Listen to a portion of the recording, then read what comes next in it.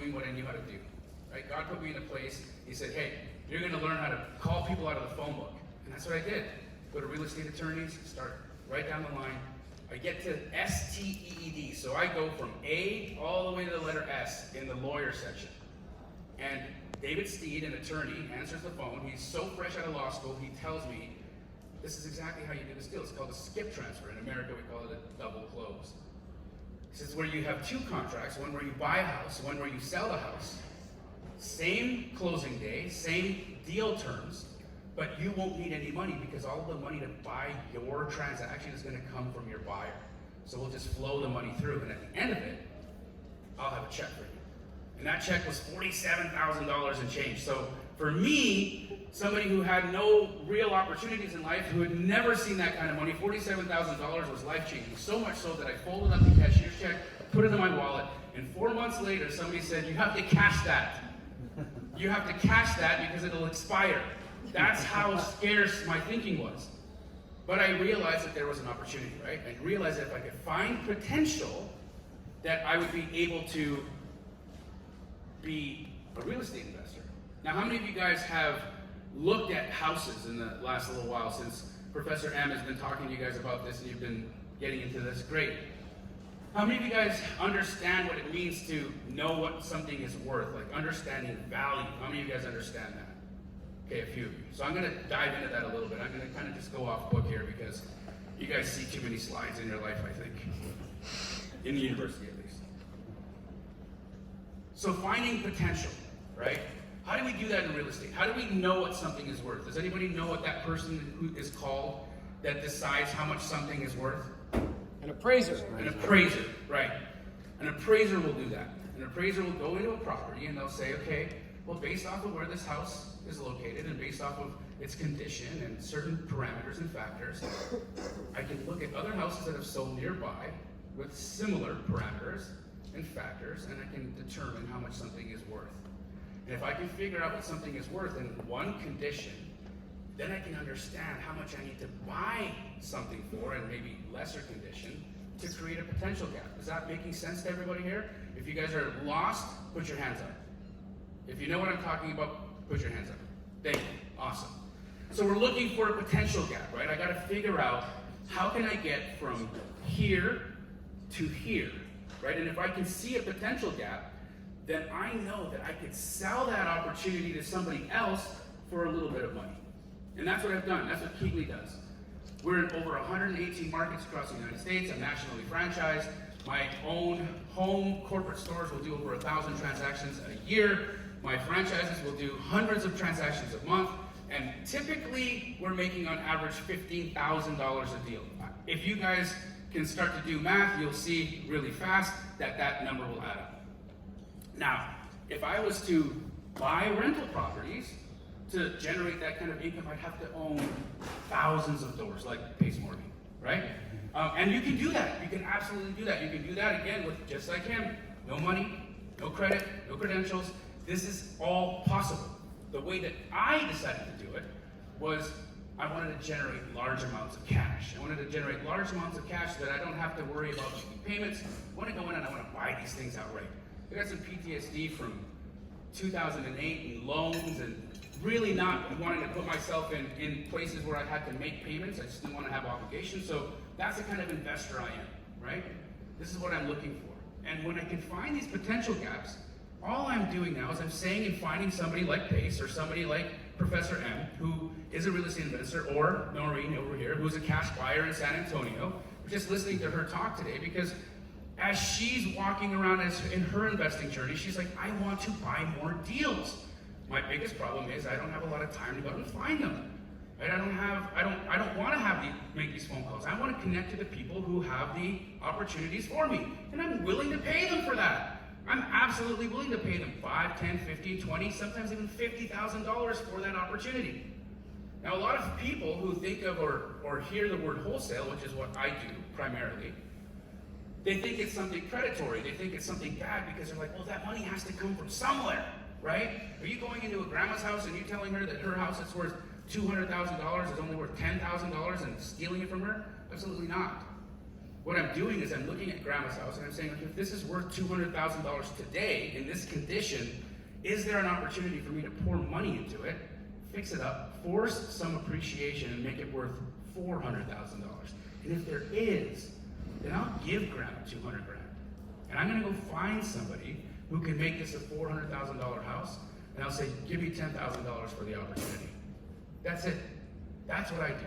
And when you do that 10, 20, 30, 50, 100 times a month, you make a lot of money. So, I want to go through some simple rules with you guys today to help you guys understand that. And when you guys are driving around now, you'll drive around the way that we drove around this morning, with bright lights in your eyes, because you start to see real estate as something more than where you live.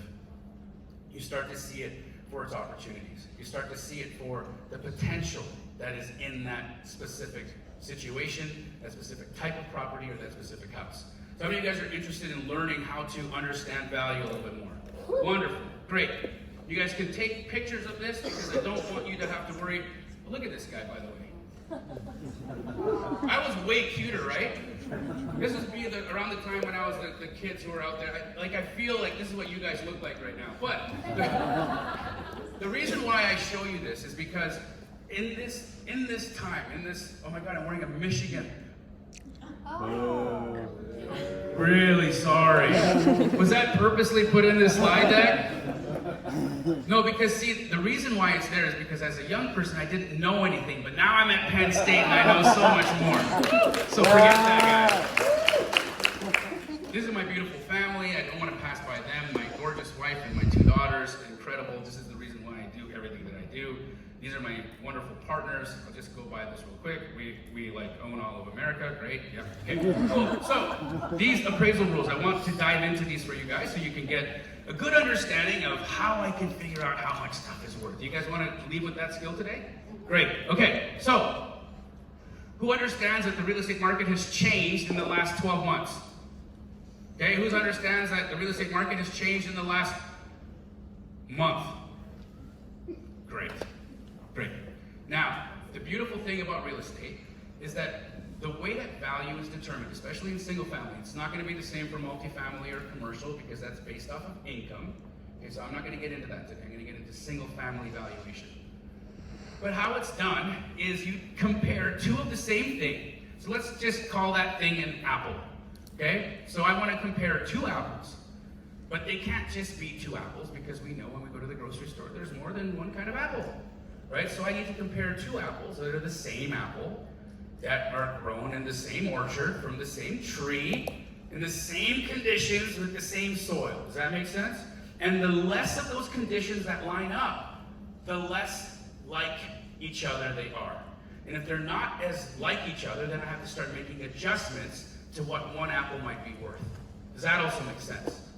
Okay, great. So, these rules, these appraisal rules, were compiled by me interviewing hundreds of real estate appraisers, asking them questions on how the heck they figure out how much stuff is worth. And why did I have to do that? Because as I was on my journey in real estate, I realized something, that realtors are amazing, but I have to work. I see cameras here, and I was just about to say something that I knew was going to get me in trouble. That realtors have not been educated on how to do this. Okay, that's the politically correct way to say this.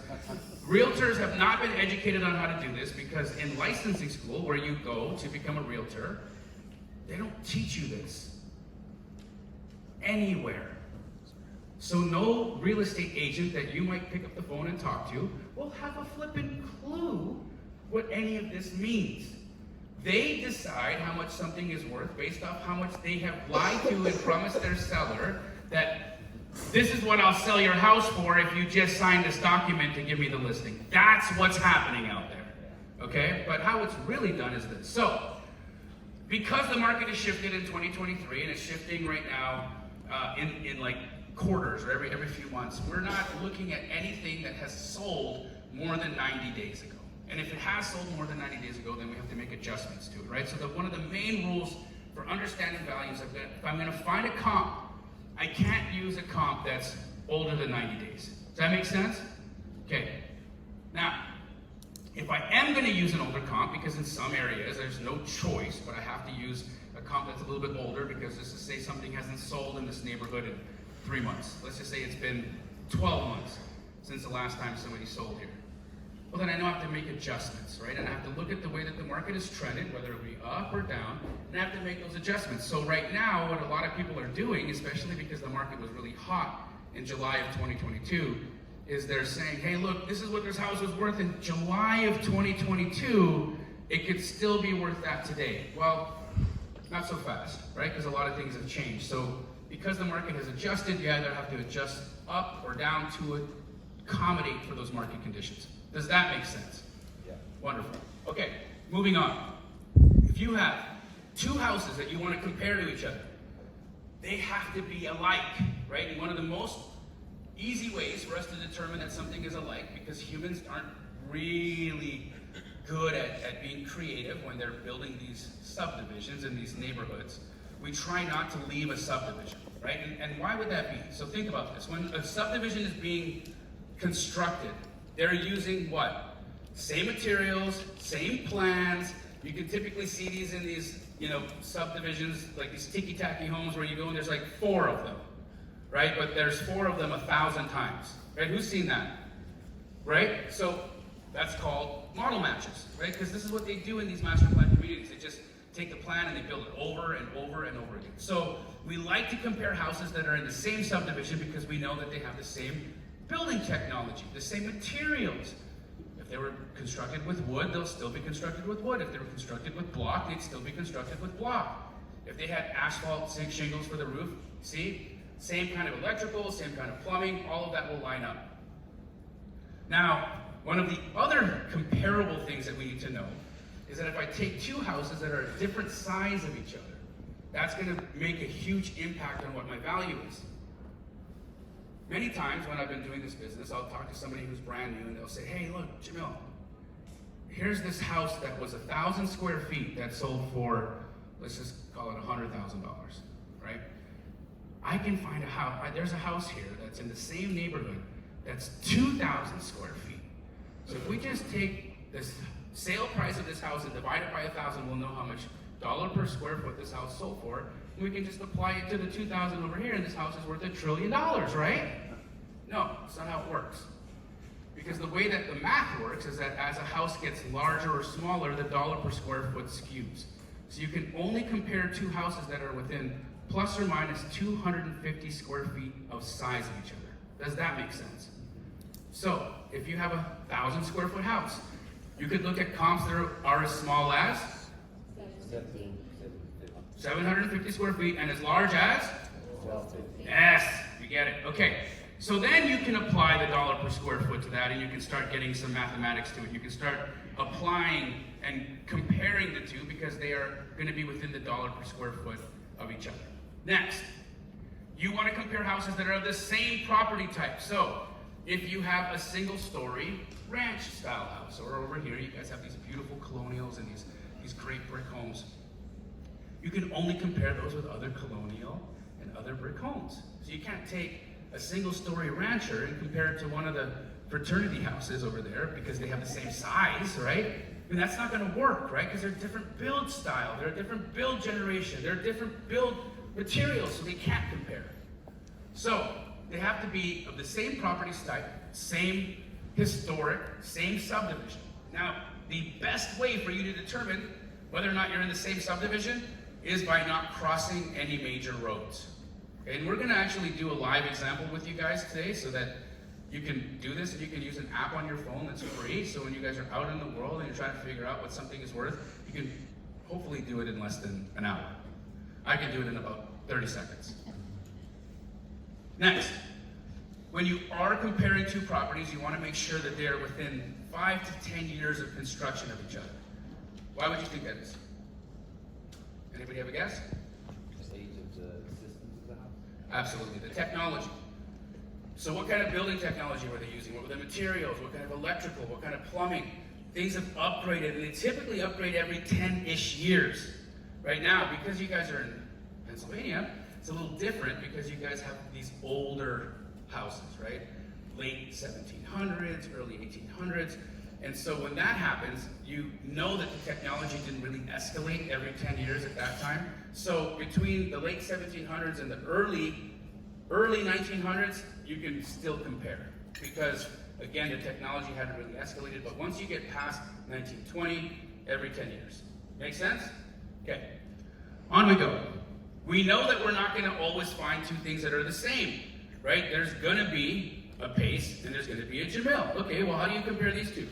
One's tall, one's short, one's fat, one's thin, both have beards. Okay, so you gotta make adjustments. You gotta make adjustments so you can figure out the values, right? So the same things with a house. So if a house has 4 bed, 3 bath, and you're looking at a house that's 3 bed, 2 bath, you need to make the subtractions for the extra rooms, the extra bathrooms. And this is how it shakes out. For every bedroom you have extra, it's worth anywhere between $10,000 to $25,000. For every bathroom that you have, extra or less, it's worth plus or minus $10,000. For every pool, and I know this one's tough for people to swallow because if you've ever built a house and you put a pool into a property, a pool will cost you anywhere between $50,000 to $100,000 to install. An appraiser will give you $10,000 in value for it. So one of the worst things that you can ever do is build a pool. Just so you know, you won't get your money back. But if you have a pool, plus or minus 10,000. If you have a garage, plus or minus 10,000, up to 25,000 if you're in a cold place like here. So a garage would be worth up to $25,000 in colder climates or hot climates like Arizona. And if you have a carport, it's plus or minus $5,000. In the colder climate, it could be up to 10, or a hot, up to 10,000. Now last thing, if you are surrounded by either fronting, siding, or backing, multifamily, commercial, or traffic, you have to make adjustments. And this is where somebody gets really stumped a lot of times, because you'll find this house in this great neighborhood, but it's right on the main drag, right on the main street. And you're like, man, this house is really cheap, right? So how come it's so cheap compared to the house right behind it? Well, the traffic, right? The situation is, well, hey, if you got a family, you might have young kids, you don't want them running out into the street. You might have pets. And so people with more economics, with more money, they can make different decisions, right? And so you have to take adjustments for that. So fronting, traffic, commercial, and multifamily will give you a hit of anywhere from 10 to 20,000 if your price point is under 500K. If you're backing or siding it, it's a hit of 10,000. Once you surpass $500,000, which nobody in Michigan has to worry about, but if you're here, it's something that you have to think about. But if you, somebody got it, I'm glad. But if it's over $500,000, if you're siding, it's a hit of 10%. Sorry, if you're siding, it's a hit of, if you're siding, it's a hit of 10%. If you're backing it, a hit of 15%. And if you're fronting it, a hit of 20%. Does this all make sense to everybody? Am I going too fast? Okay, cool. Do you guys have basements in Pennsylvania here? Okay. Okay, so this is something that you guys need to know. Appraisers only count above grade square footage. Okay, so even if you're buying a house, I see that realtors do this bonehead move all the time, is they'll say, okay, if the upstairs is 1,500 and the downstairs is 1,500, the square footage of this house is 3,000. No, it's not.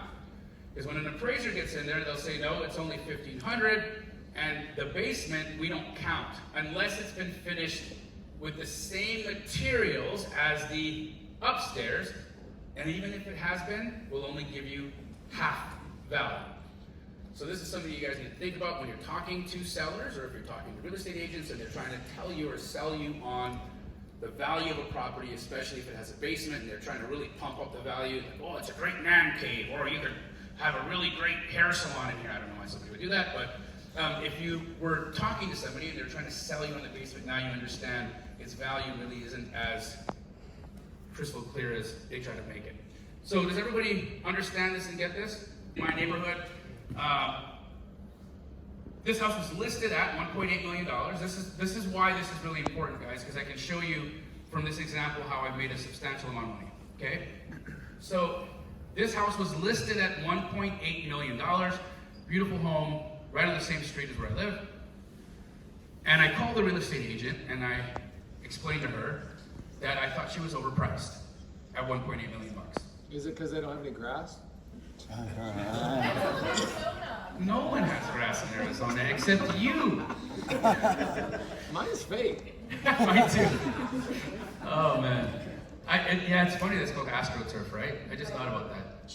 Hey, there you go. But I substituted it. Anyhow, so this house, listed at 1.8.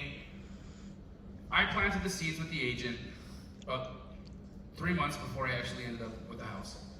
And I said, I don't think your house is worth 1.8. I think it's worth 900,000.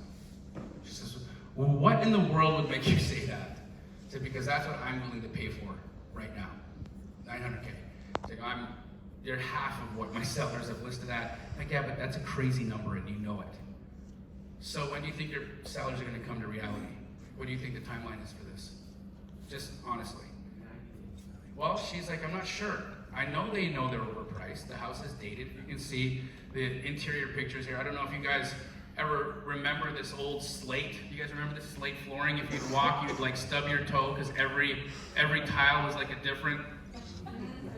Yeah, it's terrible. That travertine there, it's like the worst stone in the world. I hate it so much. Anyways, so this house it had really neat bones, but it was just not going to work in the $1 million range or the $2 million range the way that it was sitting. So time passes and I call the agent back towards the end of December because now for me, I have a lot of active income as a wholesaler and I need to buy houses. He always flashes his tax refund at me every time he gets one because he doesn't pay taxes because he owns so much real estate. I don't own as much real estate, so I pay a lot of taxes. And so I'm like listening to him. I'm like, okay, I gotta buy more homes. I gotta depreciate my income. I need some more tax write-offs. So it's like December 17th. I call the agent. And I'm like, you know what's gonna happen? You're gonna go into Christmas here. You're gonna go into New Year's. Everyone's gonna be broke. And this house is never gonna sell. What's wrong with your sellers? Well, they're motivated now, but they're not gonna take 900. So come again. 950. Because I'm generous, and I'll close it by December 31st. It's like, I don't think they're going to take it, but I have an obligation to share it with them. She phones me back. I can't believe it, but they're going to take the 950. Yeah? Yeah. So, beautiful. They take the 950, and I buy it, close on it December 30th, I believe was my close date, right? So I got it just before the end of the year, so I was able to use it as a tax write-off for that year. I put $30,000 in renovations to it, had it appraised, and it appraised for 1.5. So they were over at 1.8, significantly, right? I had to even renovate it, but it appraised at 1.5. Now here's the beautiful thing about it. I use this thing called hard money when you buy it, where you put anywhere from 10 to 20% down. And oftentimes that 10 to 20% can come from somebody else. You got private money lenders. How many of you guys are in sub 2 in here? Okay, right? So the folks that are here in sub 2, you know how easy is it for you to find a private money lender. You just go into the group and say, I got a great deal. Help me out. Who wants to be a part of my deal? We were talking in the car, and truly, like there's just some people in this community, astro flipping and sub 2, they don't even want to buy, they don't even want to wholesale, they don't want to do anything. They just want to buy houses or they want to lend money, right? So you can find these lenders. Now, for me, I had cash available, so I put the 10% down to buy it. And I had the 30 grand to renovate it, but if I didn't, I could have gone to a private money lender and got that. Now, when I appraised it and I refinanced it, guess what came back out? The down payment, the renovation, and extra money. The extra money I put in my pocket, which I got paid for it, and now this house cash flows $2,800 a month forever. Forever. How many of you guys have a job right now where you make around $3,000 a month? Well, how many make more than that? Hopefully you do. Okay. Well, how many think $3,000 a month would be okay? Like you'd be okay on $3 grand a month. Okay? What if you did that 3 times and you make $9,000 a month? How many of you guys would live off $9,000 a month? So imagine that. Imagine if you could do that deal 3 times, you'd make $9,000 a month for the rest of your life. What could that do for you? Quite a bit, right? Okay, one more example. Wait, Jamil? Yes. So what was the exit strategy on this? I hold it. Airbnb. Airbnb. Oh, nice. Yep. Here's another one. So I bought this house, and the reason why I'm giving you the address is here so you guys can check me on it. I'm not here to just give you guys fairy tales. This is what's happening, right? So I buy this house, 3108 West Missouri, Phoenix, Arizona. Just closed on it a little while ago. It was a 3-bed, 2-bath, somewhere around 1,800 square feet, right across the street from a college, which we just so happen to be in right now. So I look at it and I said, wait, 3-bed, 2-bath, there's gotta be more potential here. And my really good friend, Ace Morby, has been talking about this thing called pad split, pad split, pad split, pad split, pad split, pad split. I'm like, I gotta try it, I gotta test this. I gotta see what this situation is. Who understands what that is? Anybody know? Great. So this is where you take a house and you increase the number of bedrooms, increase the livable space, and basically split the pad up. So we do it. We take the 3-2, we turn it into a 6-bed, 5-bath rooming house. Right across the street from the college. Guess what each of those bedrooms rent for? $850. 1,000 to 850. Right? So the total gross rents in there are around $5,500.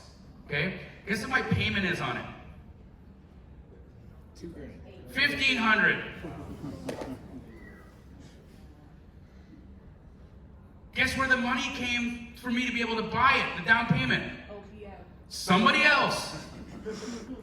So, think about this, right? The money that you need to do these deals are in these rooms, they're in these communities, they're with these people. You just have to understand how to do what?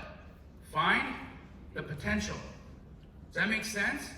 Because look, anybody who has an extra $20,000 laying around that could be potentially making $2,000 or $3,000 a month to be your partner on a deal like this, wouldn't they want to do that deal?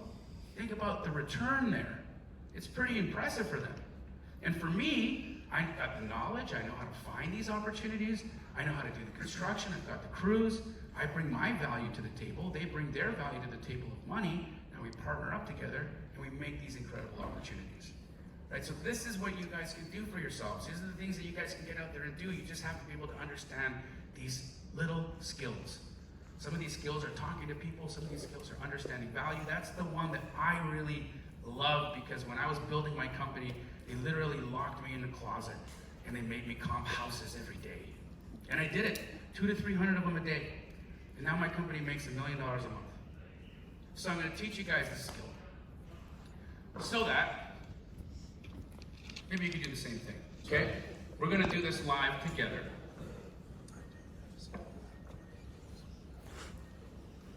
My favorite free website. So, can you guys see this? Yep, okay. So here's an address.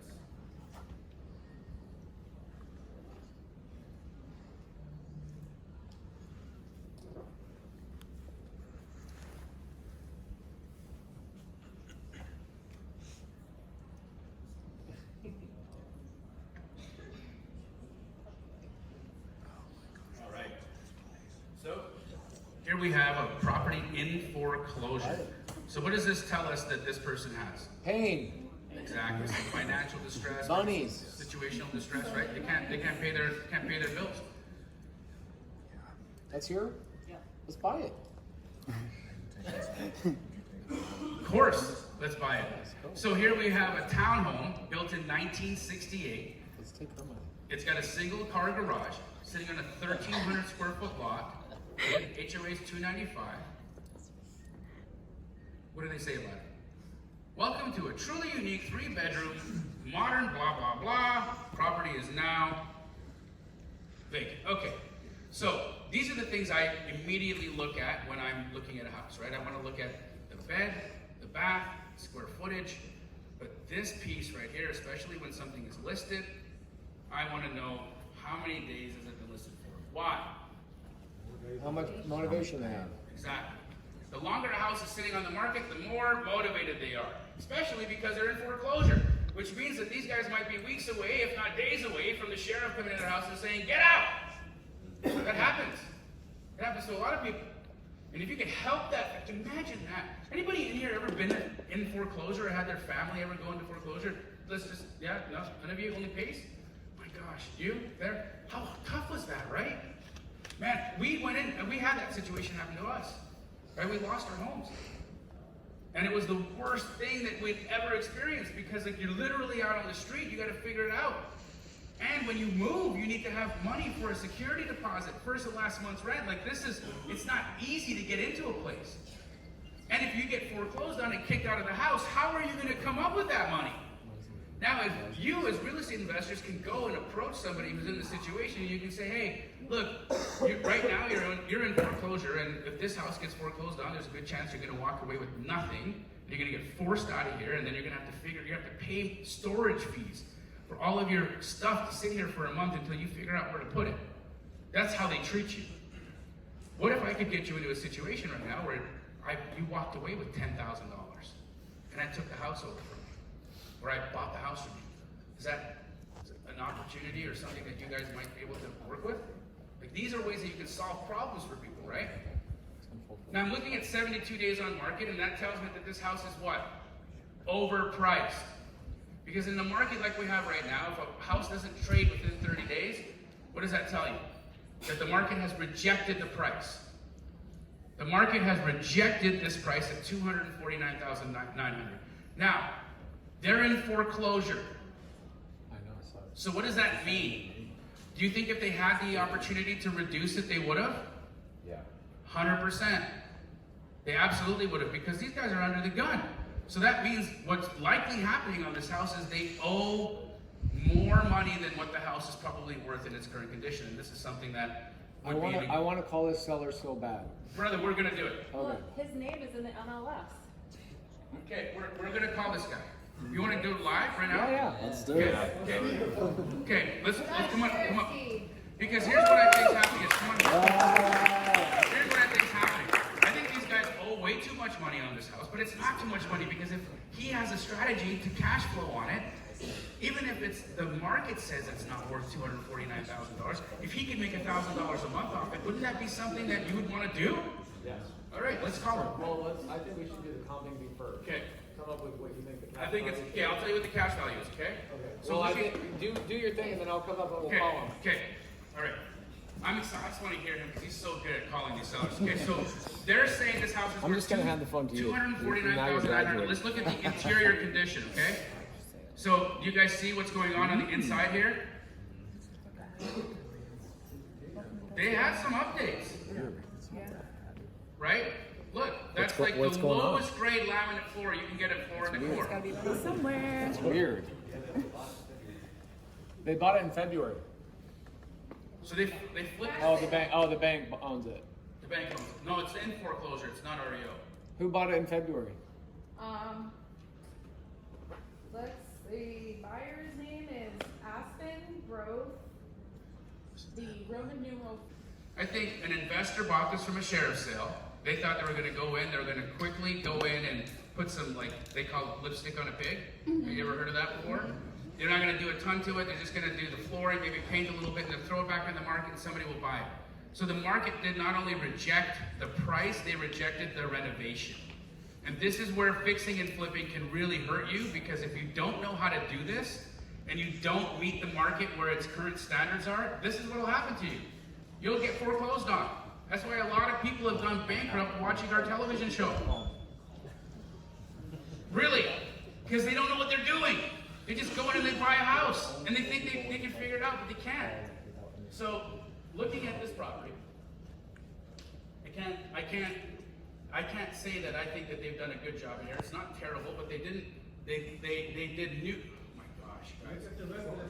They spent money on new cabinets here, but they used the old countertop. It's not only that. Look at the stove. Look at the stove. Like, this is terrible. I would have rather just taken the appliances out. So this was just so poorly executed. This is somebody who had no idea what they were doing, and now they're in financial trouble for it. So let's see what it's worth. Retail, okay? So how I would do that is I'd go to Zillow, and I'd go to this screen. See this little X right here? Okay? I click on that. Now what did it bring up? The map, okay? Now I want to kind of look in here and see what the things have sold for. And now, when we're talking about comping, remember what we said, right? Same build generation, same subdivision, same property statistics. So that means that if this is a townhouse in a complex, where do I need to pull my comp from? The complex. Wonderful. You guys see what I see? Yeah. Right here. This is where this person was probably looking at some of their values, okay? Now this is a 2,088 square foot. Let's go back to our subject to see the size, 1767. So it's a little larger, but here's a smaller one, okay? Let's look at this guy. 1577 square feet, 21. So the market was super hot.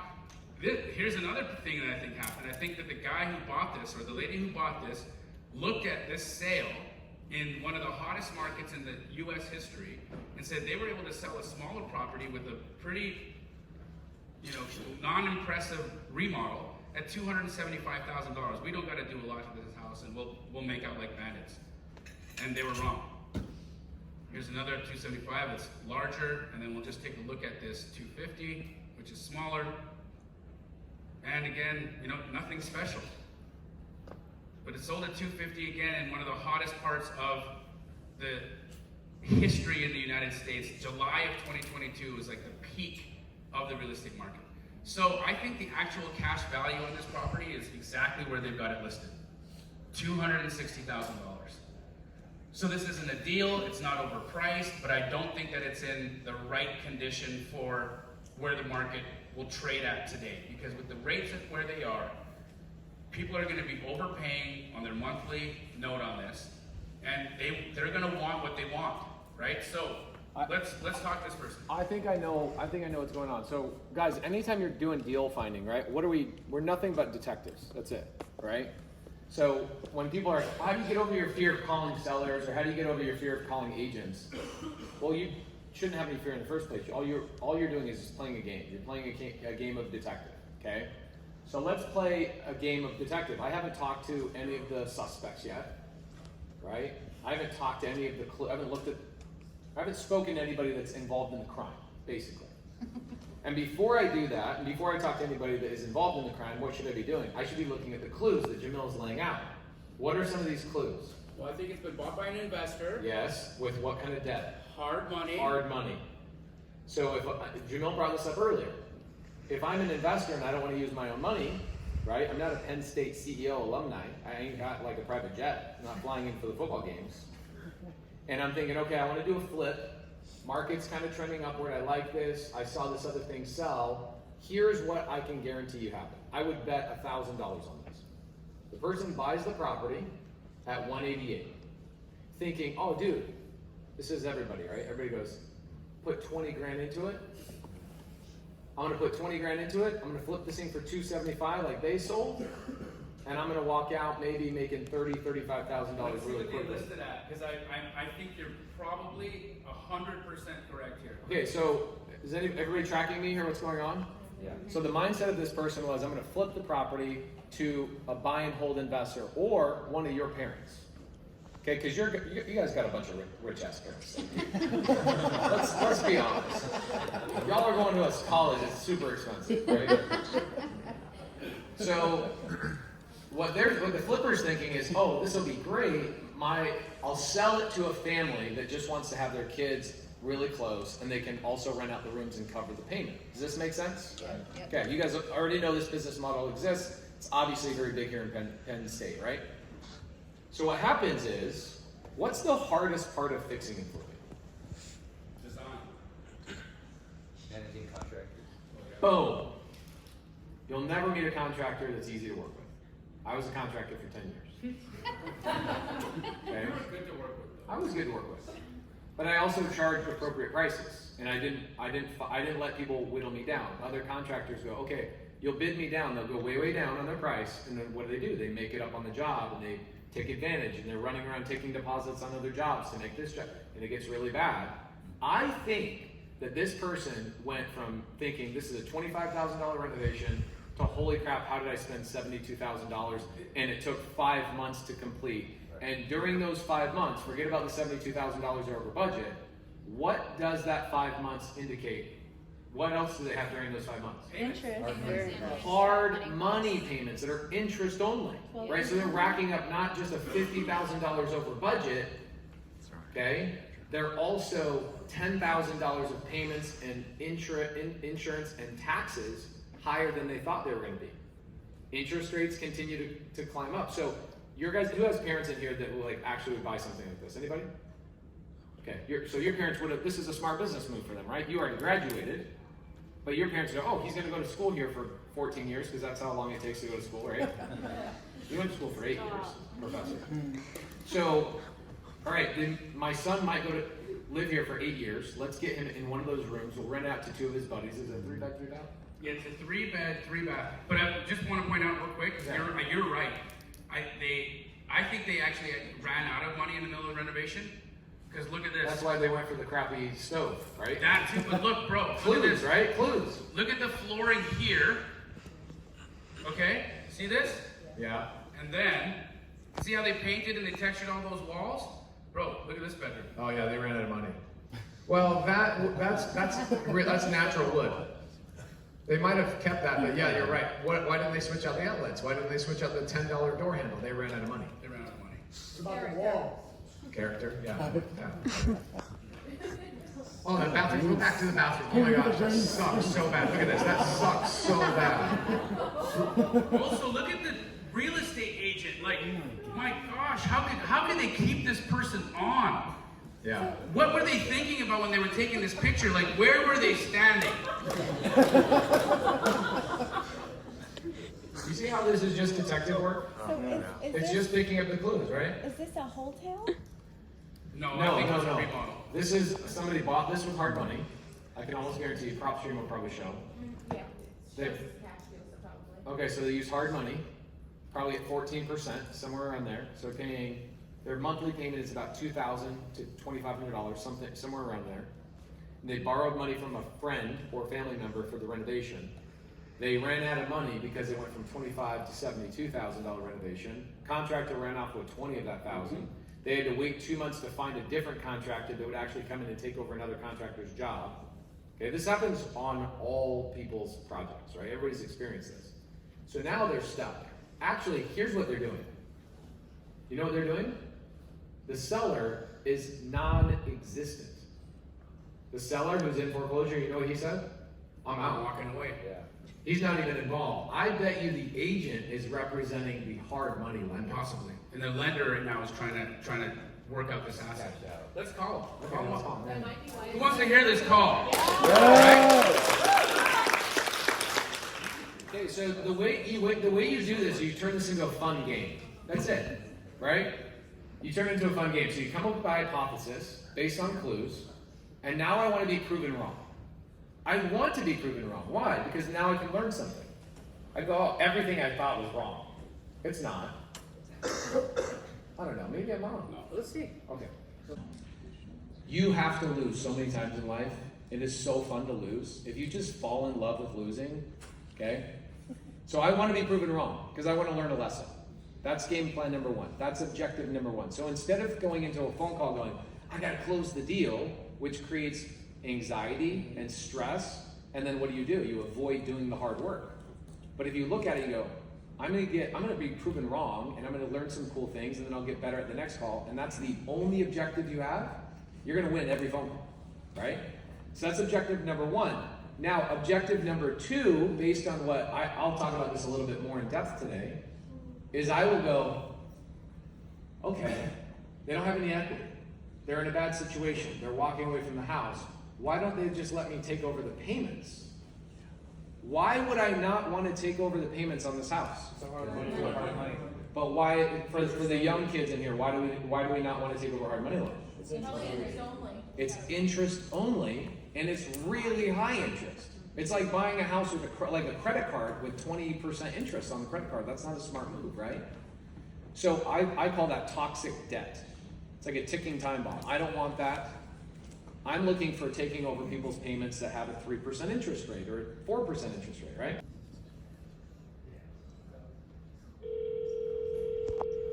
That's not helping, is it? Hello. Hey, is this Francis? Yes, it is. Hi, Francis. I'm looking at the property on Westerly Parkway, the one that's in foreclosure. Yes. Are you? It's not in foreclosure, but the bank owns it. Who's it? My name's Pace, P-A-C-E. I'm a real estate investor here at State College. Oh, yes. Oh, yes. You know, the bank took that back at the beginning of the year. Oh my It's not gosh. in foreclosure. The bank owns, if the bank owns property, it still has that foreclosure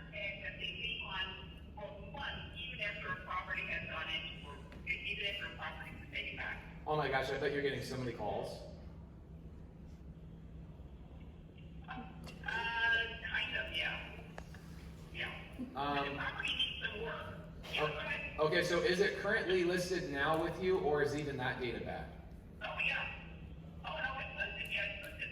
Okay, so it's listed at the 275, but it's not in foreclosure. No, it's not 275, it's 249.9. Oh God, I'm sorry. I was looking at the finished comp. There's a finished comp that's just like 4 or 5 doors down. That was 275. I'm sorry. Oh, okay. Yeah, that's okay. So you're at 249.9, and you've got a comp that's a couple doors down. I think it's 3-bed, 3-bath as well, and it sold for 275. And it was, but it was completely renovated. Are your sellers, or are you representing the bank? Yes, I am. Okay, so the bank's probably not that easy to negotiate with as a real estate investor, correct? Well, you know, it depends on what kind of number it is. It's all about the number. What kind of number? Have you seen the property? Have you been inside? No, I might stop by it today. I'm just looking at the photos, and somebody took really great photos. Must have used like a fisheye lens because it looks awesome. That's me. Yeah, that was the fish island. I was doing a 360 tour. There's a 360 tour on the listing as well. Okay, cool. I might stop by there today and take a look at it. 249 seems a little bit high for a house that needs work. At least in my opinion, this 249. Yeah. You know what? The bank is anxious to get a gold thing. You know what time we'll be going over there? No, but maybe you and I can hang out and go over there together. Well, we can. Yeah, I'm going to be busy until about 3:30. I can do it anytime after 3:30. Hold on a second. Say 4 to be safe. After 4. Okay, my partner's whispering in my ear. Hold on a second. He wants to tell me a secret. Hold on a second. Guys, you can say whatever you want.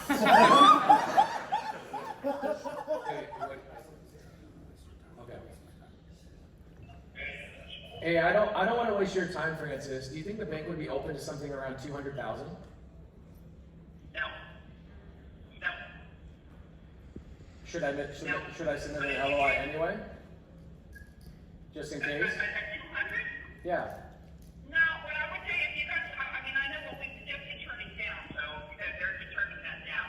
Okay. If you could come up with something, in the neighborhood at 230, we might be able to do something.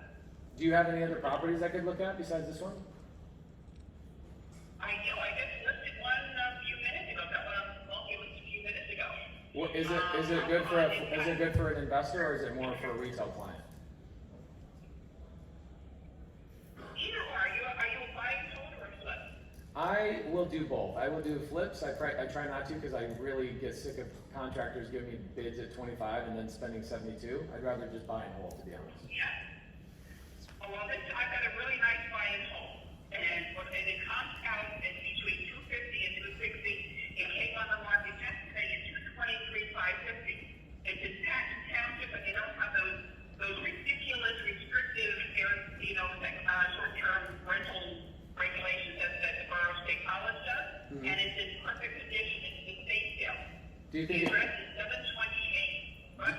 Do you think it would cash flow if I got a 8% interest rate? Because that's what I'm being quoted right now. Yeah, I wouldn't be surprised. I mean, do you want to do the short-term rentals, or? Yeah, I think that they. Okay, I'll take a look at that one. Do you want to text me on this cell phone number? You know what? I'm driving right this minute, but when I stop and I'll just get to this number, I will text it to you. How about that? Okay, awesome. Also, send me the fisheye lens you're using. That thing's amazing. Well, you know what? I'm using it. My 360 camera is a Ricoh-dated 360 camera. And so what I do is I shoot the 360 at the panos, and then I go into, Photoshop, and I make these X-ray restricted micro photos like this, for the multi-list. I love it. Okay, cool. I appreciate that. Sure.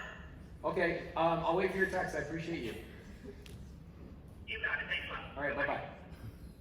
Okay, cool.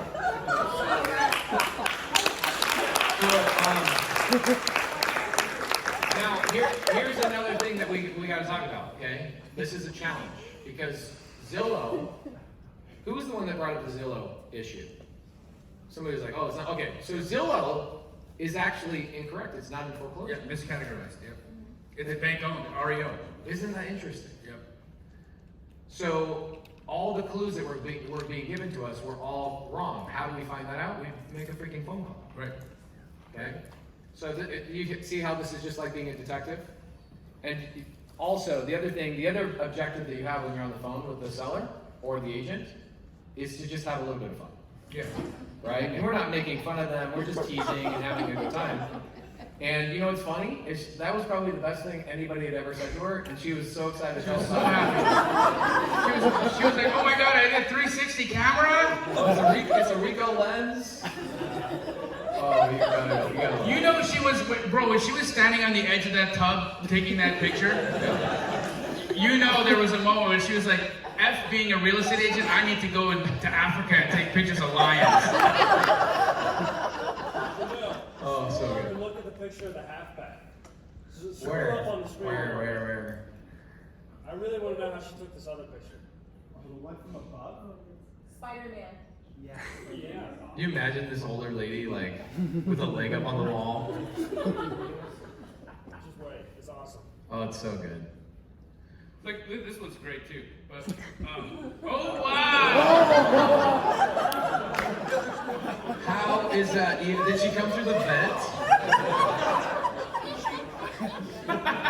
Hey, send me a screen. Here, hold on. I'm gonna send her a text and go, how did you get this shit? Wait, it's up on a projector. She's like, why are you on a projector? I got it great, bro. I'm gonna send this to you right now. This is so good. Oh my gosh, that's so good. Oh my god. Guys, I'm gonna pass it over to Pace. But anybody have any questions here on comping or anything like that? No, I think we gotta finish this. This is too good. Okay. Yeah, Yeah. so here's my question. So, if a bank forecloses on a property, Yeah. hires a real estate agent, and now it's sitting on the market, it seems like they would be the most motivated to sell the property. Why are they so? Okay, so this is my answer. Okay, so this is what we call an REO, right? For people who don't know this. You'll hear this in real estate all the time. It's an REO. Real estate owned, right? REO means the bank has already foreclosed on it, the bank owns it. Do banks want to own properties? No. A lot of people believe that they do. They don't. That's not what banks do. Banks don't own properties. That's not what they want to do, right? They want to lend money, take a fee, right? They're smart. They are at the top of the totem pole, right? You guys look at Native American lore, right? The Native American tribes have the eagle at the top. Why is the eagle like the #1 logo for all the banks? Because the bank is always at the top. They're the people that make all the money. Everybody else underneath them is subordinate, right? So they don't want to take over houses. They want to make money off their money. Okay, great. The problem is when it's a larger bank, there's somebody that has a W-2 job sitting at a desk. This comes across their desk. People create systems and processes in these companies, and now there's a human being in charge of that file. The only thing they're looking at is, oh, we loaned this much money, we have to get this to break even. Okay? That's all they're looking at. They're not real estate people, they're not intelligent about what's going on, they're not even looking at the comps. It's literally just pops on their desk, and they've got probably 500 of these houses they've had to take over, and they go, no, the answer is no. The agent, this is where an agent gets really good, is an agent should go to them and go, this is why your 230 number that you just rejected was actually a really good offer.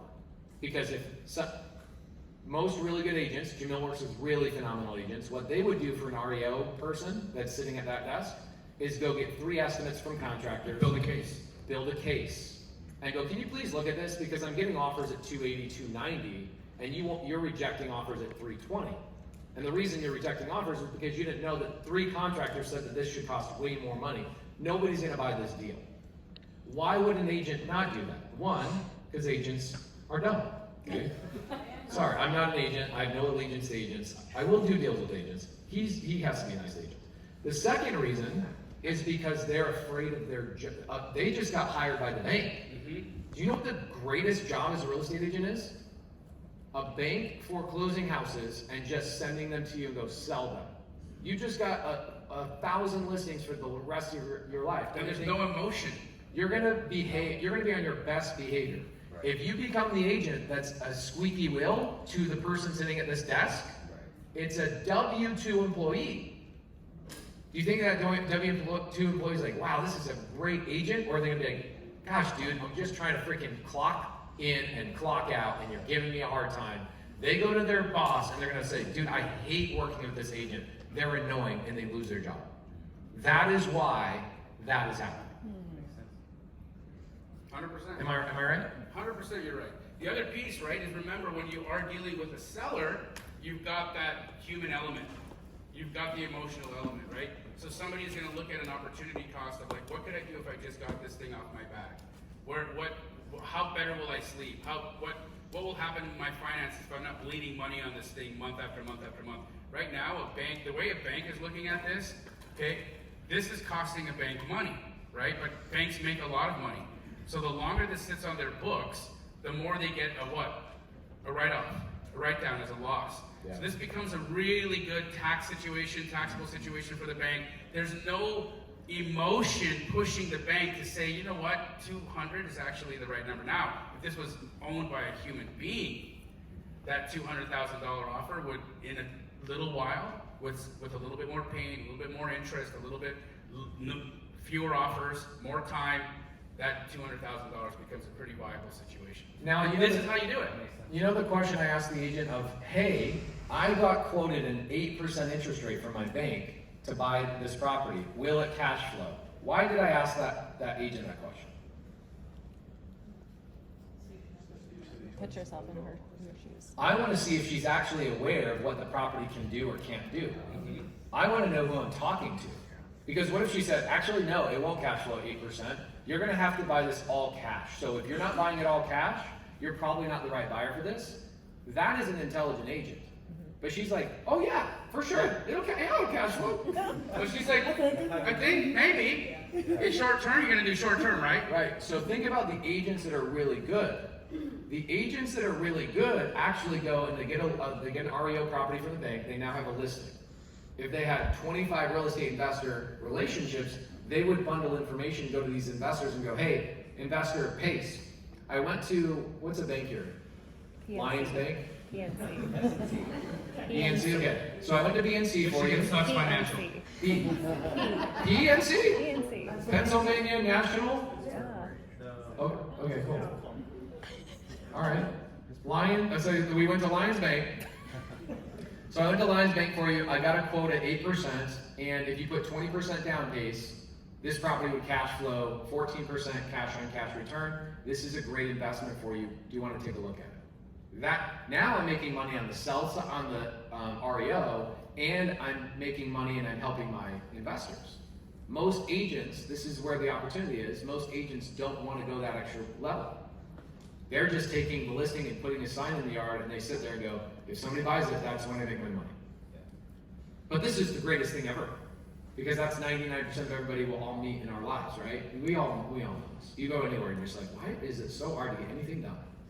As an adult, you're like, this sucks. But then when you really realize, this is the greatest thing ever because nobody else wants to work or Nobody's doing anything. Yeah. Nobody else is doing anything. So if we just go the extra mile, you dominate. You win. So what would you pay for this property? So personally, right, because I saw that. Do you think the comp is 275? No, because that comp sold in July of 2022. Now, to be fair, the market has rebounded.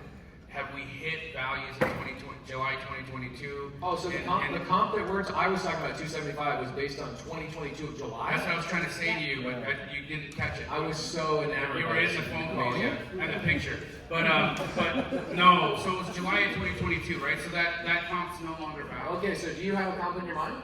I think because the Don't market. say it out loud, but do you have a number in your mind that you think if I bought this property and I put some money into it and I put it on the market and I hired you as an agent, do you have a number you would list it for? Right here, 250. I said don't say the number. Oh. But he had said it before. Oh yeah, Yeah. I was gonna see if people were paying attention. Oh. Okay, so 250. I think But that's it needs like That's high. Okay, 30 grand to get you so there. let's say, guys, let's all say we're gonna invest our money together on this deal. All of us, okay? Anybody have $500 in here? I'm looking at the students, they're like, I don't even know how I'm gonna eat my next meal. Anybody want to take me home? Okay, so you could pull enough money together in this room to get this deal done pretty quickly. Yeah. Okay, so how would we do that? We would buy, let's figure out what we buy it for. But let's say, how many people have 500? Raise your hand, come on.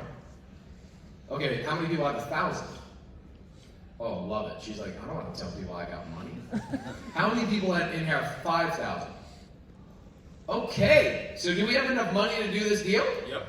Okay, as this group, let's figure out how much money we would need to pool together in this room. We're not really going to do this deal, it's practice. So I'm not going to take your $2,000. She was like, okay, so let's do a practice, couple things.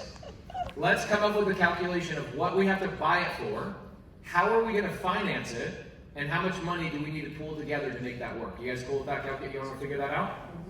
Okay, so we got to reverse engineer. So ARV is 250. ARV's You're a contractor, and you know, what is this going to cost? Show me the comp again. Show me what the comp looks like. The Okay? comps were crap, dude, because they were sold in the height of the market. But let's see Okay. other stuff. But that's my question. Do we want our property to be nicer than the comps? 100%. Yeah. This is what I think we need to do. Yes. Okay. What we're going to do, we're going to filter down. We're going to only look at townhomes. Every time I overspend on a flip, I end up going, why did I spend that? Yep, we'll do that too. So I'm going to look at sales that are only within 6 months. Okay. Is everybody understanding what we're trying to do right now? Yes. Okay, so we got to come up with, what is the ARV? What's the ARV? 250. I'm looking at the silent three girls right here, by the way. What would, if I hired Jamil to sell the property for us after we renovated it, what's the number he's selling for? That's what we call the ARV. What is the ARV? Okay, 250. Pace, look. Cool. This is what 250 at 1,220 square feet. That's what we call a Pennsylvania new build right there, guys.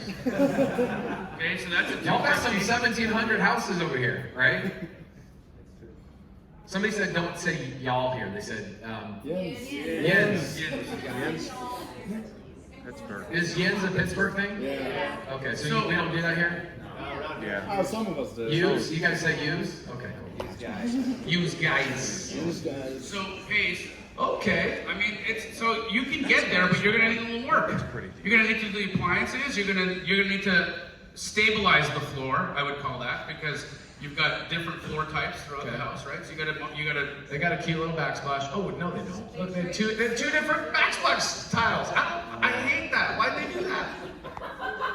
Stick on. A stick on. That's a thing. It's a sticker. I love it. Okay. So what do you think this costs to get this to that? Pace? The whole house at that level? Yeah. I'm gonna say, what's the square footage? You're at 1,700. I bet you. What do you guys think? I'm gonna guess. If I did it myself, I bought the materials, and I'm like a fix and flipper. I just do the work myself. I'm probably 20 grand in materials, Okay, and then and I would spend a month doing it myself. If I did it and I supervised like 2 or 3 guys doing it, I bet you I'm gonna spend 20 grand in labor for that month. So I got 34,000. Okay, you're 34 grand. I'm gonna say you're right, but then we're gonna make a mistake and it's gonna be 40. Okay, good. So $40,000. Okay, so we're all tracking this. Okay, Okay. pull out your calculators because this is how you come up with what you buy a house for. You start with 350, 250. Shit. You start. Am I allowed to cuss in Penn State? Yeah. I've heard you guys' anthem songs against Michigan. That's pretty atrocious. It has the F word in it. It's really good. Okay, so what do we start with? What number do we punch into our calculator? We're going to reverse engineer from what 250,000. Okay, put in your calculator 250. This is how I do it. Jamil might do it different. When I hire Jamil to sell the house for us, my real estate agent, he's I going to charge charge 3%, and the buyer's agent's going to charge 3%, and then we're going to have another roughly 4% of other costs associated with it. So 10%. Tell me your agent without telling me your agent. Are you Korean? Are you Korean? Oh, you're Chinese. When I lived in Korea, you guys all count differently. We count like this. We go 1, 2, 3. You guys, how do you do it? They do it backwards. It's the coolest thing ever. I love it. Show me how you did that again. Yeah, so you guys count this way. We count this way. Oh my gosh, it's the craziest thing. I love it. Okay, so we're at So 3. wait, this is 1, not 4? But like when I count 4, 2, 3, 4, 5. You see that? Yeah. That's interesting. That's Huh? great, yeah. Okay, so girls, we start at 250, right? How much is it going to sell the house? How much is it going to cost to sell the house? 10%. 10%. So take 25,000 off. Who gets that 25 grand? The agent. Everybody but the person who sold the property. Title company, closing attorney, appraisers, all that stuff. So 25 grand's gone. So we now only have, after everything's closed and the new buyer took the house, we really only have $225,000 to play with. Does this make sense? Okay, so that's where we gotta start, okay? Now, Renovation.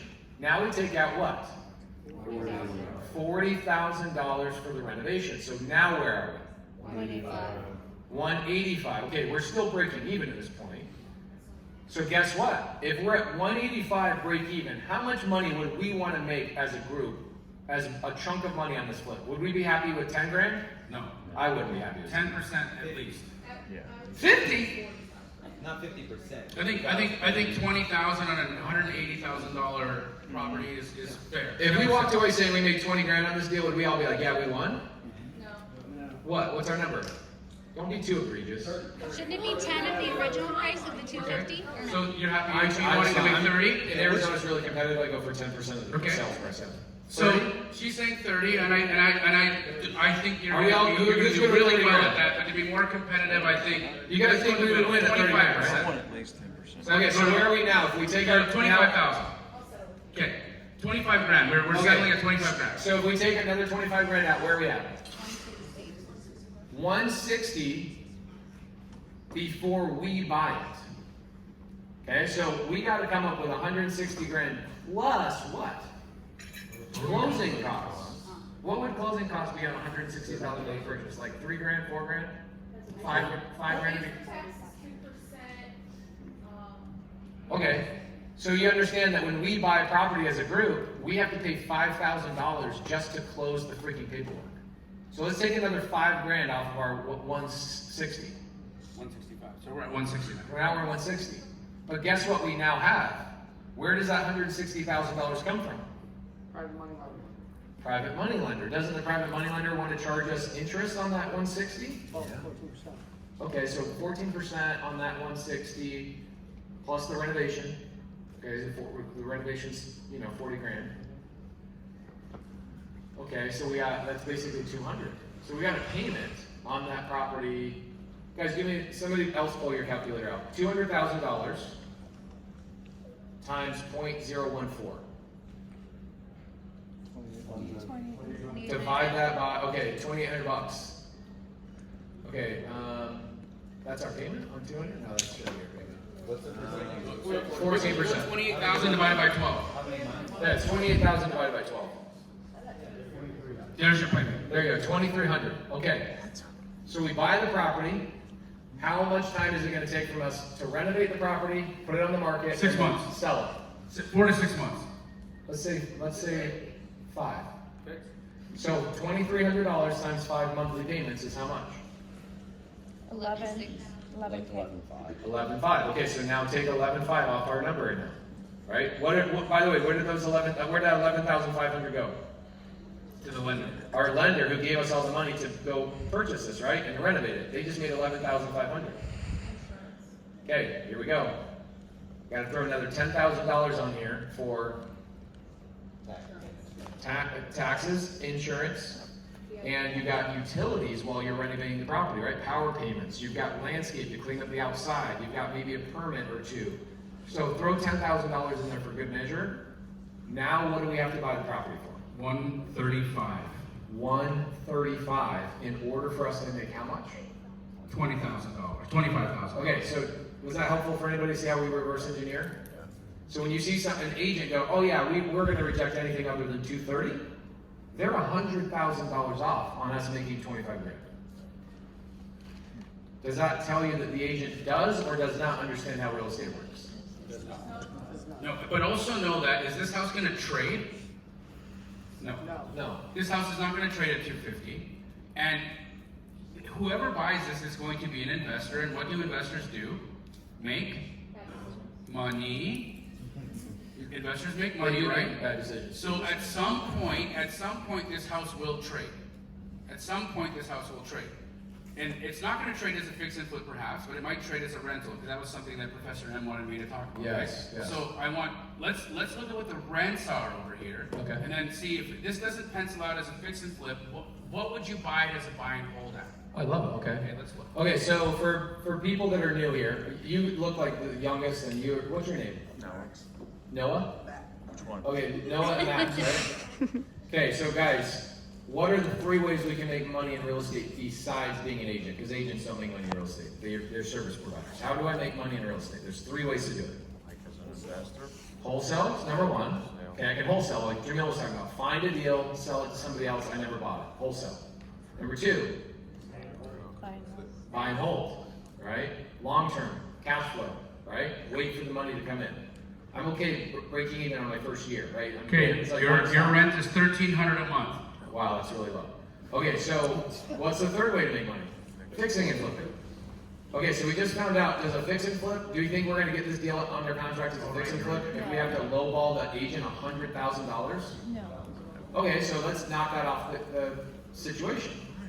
So let's look at this as a buy and hold. Let's look at this as, if I'm gonna buy this and use somebody else's money, I'm gonna have a payment on that money, right? So essentially what I gotta do is figure out, can I bring in more money from my rental than this person's charging me for the money they gave me to buy the property? That's it. It's very simple, okay? People make it way more complicated. So the rent is $1,300. Is that per room? This is only a 2, 1.5. I thought y'all had expensive rent here in City College. Why are you It's guys gonna be higher than that. complaining? I think this is probably gonna land. It is, around is it 2,000. expensive here? Yeah. Downtown. Oh, downtown. Like if you could walk to Yeah. hang out, what are you paying per room? Your own room. This is what a 3-4 will get you, and this is much nicer. And $1,200. then $12 it's like 6, I don't know, per if you get month for like 5 you to 2,300, I think it's 2,000. Are you guys sharing rooms? Yeah, that exists. So Who's Professor M sharing? says, Professor M How much says is that? 2,100 is because because it's a little bit closer to the school. She thinks you can get a premium for the students, so Okay. let's call it 2,100. I share a So room. what a month? It's So a what would you want to one-bedroom. buy that at for it to make sense for you as a rental for 2,100 a month? Okay, so for $2,100 a And that's month, like cheap. Like other people I have to make $1,200 to share. a room. money, right? So it's not. So here's how I look at a rental. If I have $2,100, I already know Penn State people are crazy. Because they party every football game, there's stuff going on, right? You guys are doing stupid stuff all the time. Let's just be honest. Are you guys, your houses are always clean all the time? Sure. You got Noah and Max, like, no. Okay, so I've got to account for fluff. I call it fluff. Or uh-oh budget. Uh-oh, college student screwed something up. Uh-oh, somebody tried to break in. Uh-oh, right? So I take usually 15% of the rent. That's just going to cover future problems. So what's 15% of my rent? Let's do some math on this. $2,100 times point. Okay, $315. So let's take $2,100 and remove $315. Where am I at right now? 1780. Okay, so I'm at $1,785 to break even after I pay for my principal, interest, taxes, and my insurance. So you have vacancies still as well. I take the 15% part of that. Okay. 15% of total rent is like for uh-oh, I have a vacancy. Uh-oh, somebody moved out. Uh-oh, right? Anything uh-oh. 15%. So, all right, I got how much money? $1,750? 1785. So what I got to do is I got to go to bank rate. And I got to figure out how do I get a loan on this property that will make me, how much money do we want to cash flow on the property? At least 500. $500. Okay, great. So what does that mean for us? That means I gotta figure out what purchase price and what interest rate I need to have in order for this payment. 1,200. You need 1,200 payment. I need my payment to be $1,200. Is everybody tracking? Yeah. Okay, cool. Pull up the bank rate mortgage calculator. Let's do this on. You have to buy it at 175. Okay, what do you got? 170. 175 is my purchase price. But how does the down payment and the cash and everything else you need up front factor into that? That's a lot of personal questions. Okay? Like like where's your money coming from? Is it from your aunt who gave you the money and she's charging you 7% interest? Is it from the bank that's charging you 6% interest? Right? You got to get a little bit into that. His is, where'd you base yours off of? 7% interest? 8%. So he's basing the total purchase on. And how much 8%. down payment did you put down? I actually didn't even. No down payment, just a total of 8%. So what you can do is you get a bank loan for 8%, and the down payment you're getting from like the 20%. You got a lot of money in this room. Let's say we pull it together and everybody makes 8% interest only, right? So that means we got 175 to play with at 8% to make $500 a month, and put 315 to the side into an uh-oh bucket. Does that make sense? So what's the purchase price that they want? They want $259.9, so they're still significantly too high. So when she was saying, when you asked her, will this cash flow at 230? She said yes. No, it won't. So do you guys see how interest rates have really affected the economy the last year or so? Is because a year ago, what could we have bought it at 4% interest? 270. Yeah. 270. Do you see why the economy slowed down a lot? Is because investors like us, I don't use banks, but for the knuckleheads that do use banks, when I go to a bank and I go, I need a loan, they say 8%, I can only afford 175 in order for me to keep my $500 profit. A year ago, I could have afforded to pay 260 for the same property at the same bank. It's just the difference in interest. Crazy. Which administration or president had a lower interest rate? Based on the. Oh, I don't know. I don't know. I don't know anything about politics. Just on that. I know one thing. If you're Democrat, you're wrong. And if you're Republican, you're wrong. Because I think, Facts, like I don't know. Which average have, let's say, 3%. That'd be a Google question. I don't know. All I know is that no matter who's in president, I got to figure out how to make money no matter what. Yes, sir. Right? I'm in a different political class. It's called the entrepreneur political class. And whatever president is helping me provide for my family and my employees, that's who I vote for. It could be a Democrat or Republican. Right? I don't have any affiliation. Awesome. Is that the right answer, Penn State? I don't know. No, you're supposed to just say, Y'all are Republicans here? What's up? Mostly Republicans. Classes in 2020 through 2022, what was the average interest rate that they were getting? About 3%. So I'm thinking, well, how do I just take over the payments on those existing houses? That's one of my favorite strategies. Or who's more like excited about business than they are real estate? Who's like, I'd rather own a business than own a piece of real estate?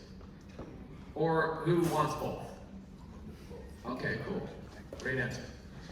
Okay, so here's what creative finance is. Who does not know what creative finance is? Give me, somebody in here is not going to, they will raise their hand. Okay, perfect. What's your name? Yeah, it doesn't. Michael, what's up, bro? How you doing? Really, really good. I'm going to teach you what creative finance is real quick, okay? Who has an iPhone that they have a payment plan on? What's your name? Seth, you have a payment plan on your iPhone currently right now. What model do you have? 14, perfect.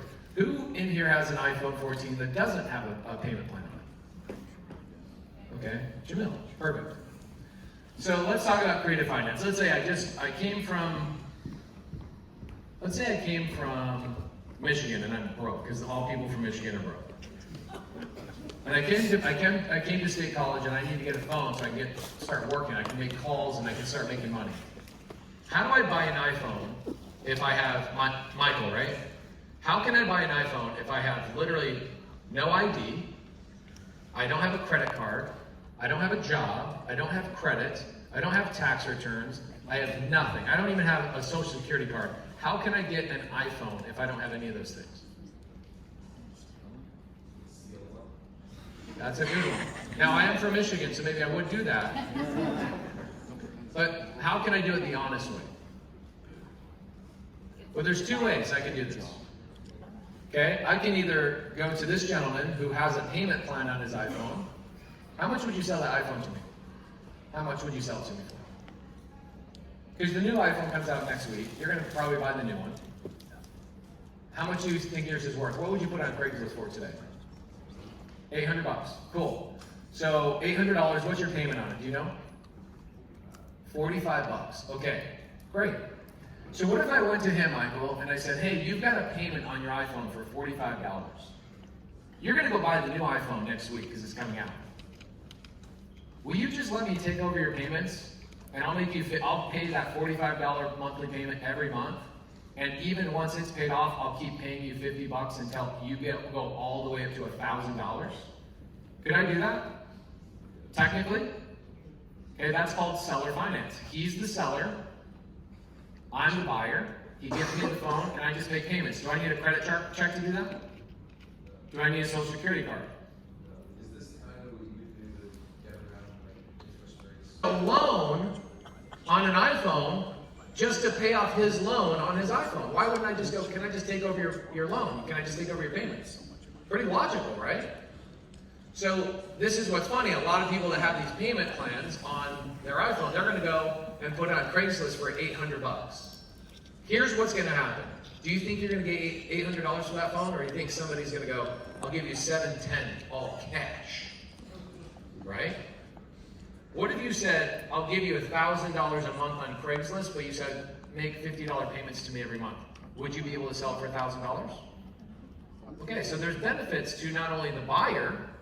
The buyer bought an iPhone with no money down. I just make next month's payment, right?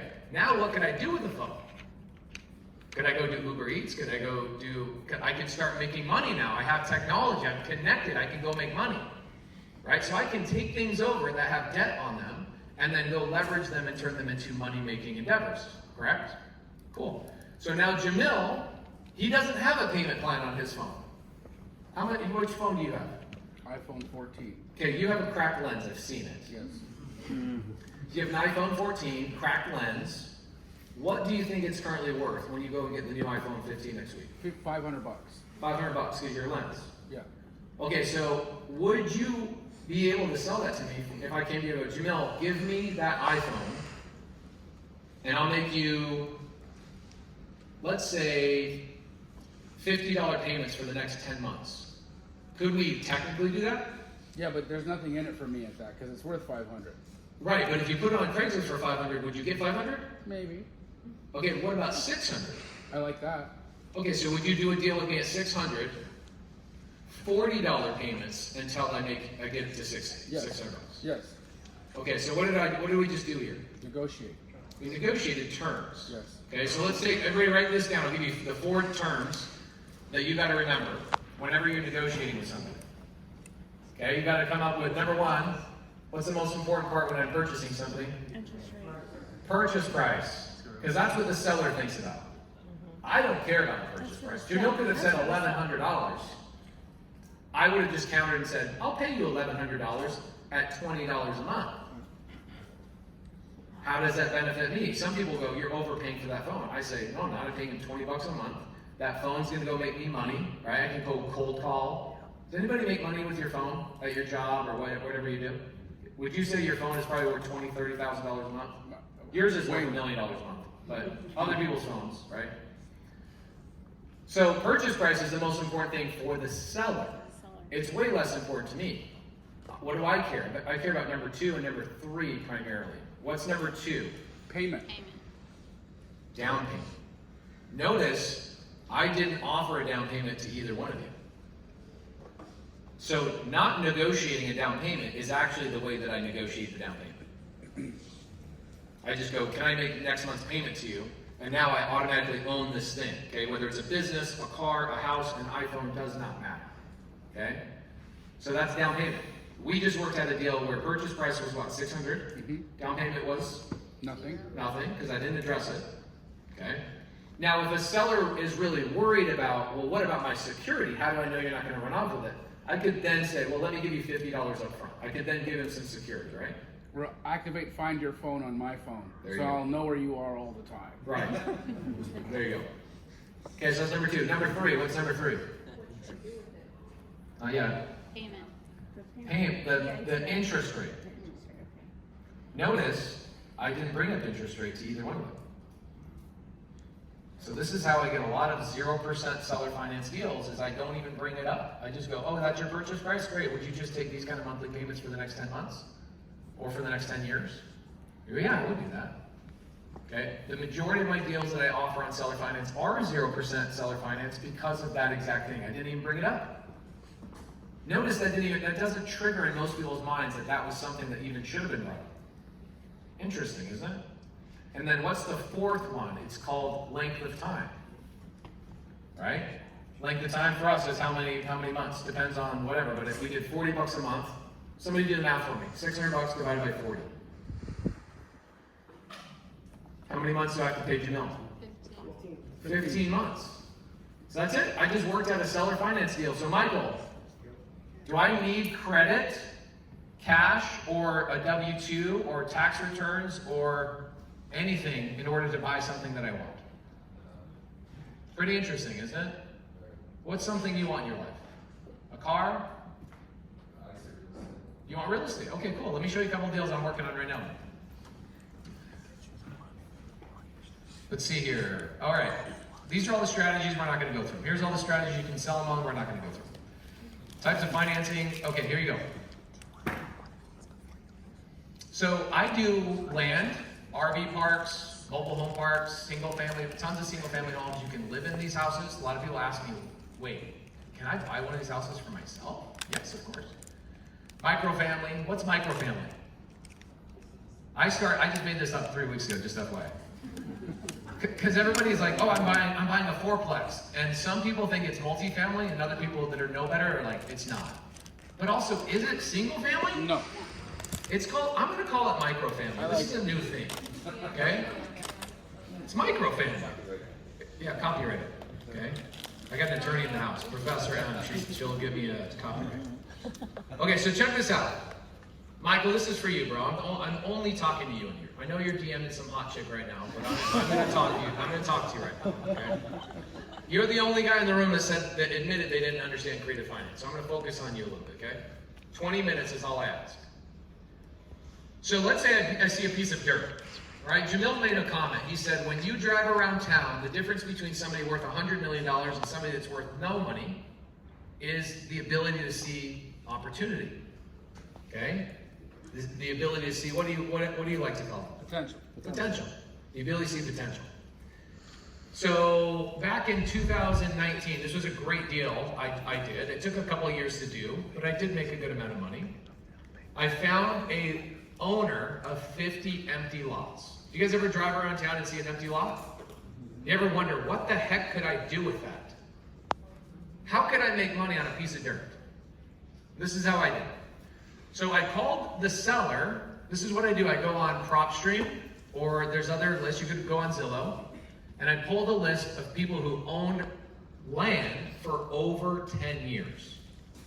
Now, if we're detectives, what does somebody that owns land for over 10 years, what do they have in their mind? Are they hyper motivated to do anything with it? Is there a lot of expenses with it? Or Expenses, maybe liability, there's all kinds of things, but they're holding for 10 years, so they're not super motivated to do anything about it. Right, okay. So 10 years. Does it tell you that they have a plan? Nope.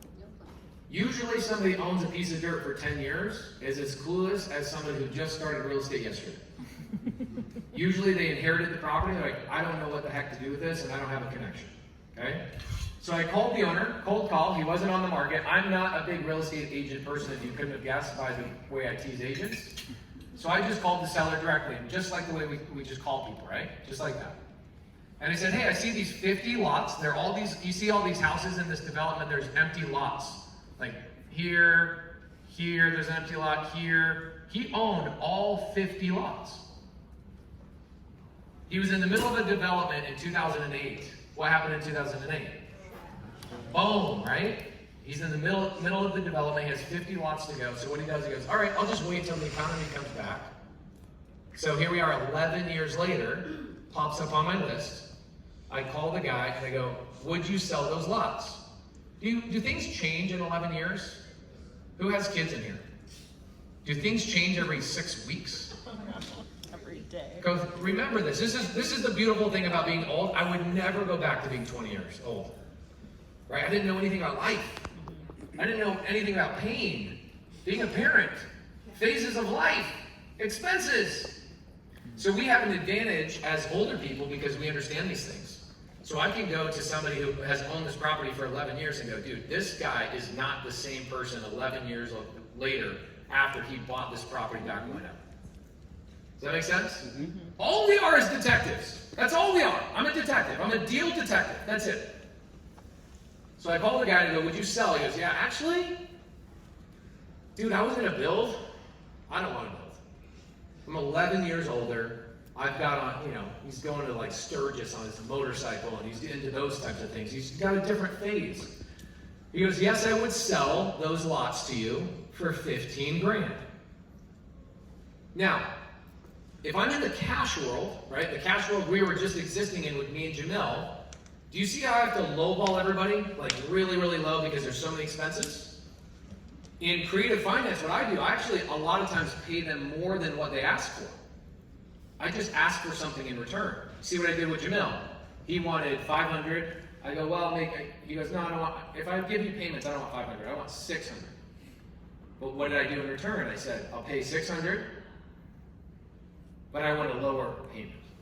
What I did with this gentleman, Michael, is I actually told him, I said, I'll give you 16 grand per lot instead of 15 grand if you're willing to wait until I build a house on the lot and sell it to my buyer. And my buyer brings money to the table and I pay you 16 grand. He says, done. Deal. So guess what I have now? I have 50 lots under contract with how much money out of my pocket? No money. Did I have to even borrow money for that? Hold on. Does this happen every day? Yes. Mm-hmm. All the time? Yes. Why are they not teaching this in college? Because they are! Professor M! Okay? So here's what we did. Now, I got a problem, don't I? Because I'm trying to do a deal. I got a piece of dirt now. I got a problem now. Right? By the way, that's all being an adult is just upgrading your problems every year. Because the more problems you have and the more problems you can solve, the more money you make. Okay? I see people trying to get started in real estate, and the question they ask for like 5 years, like me, I asked how to get started in real estate for 7 years. Did I upgrade my problems for 7 years?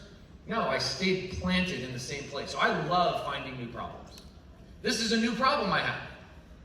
I need two things. I need mobile homes, because that's what this is. It's mobile. You guys, y'all know something about mobile homes, by the way. I'm telling you.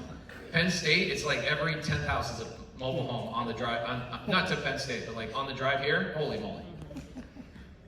So, this is a manufactured home community. So I needed a manufactured home a guy that would be willing to give me houses with no money out of my pocket.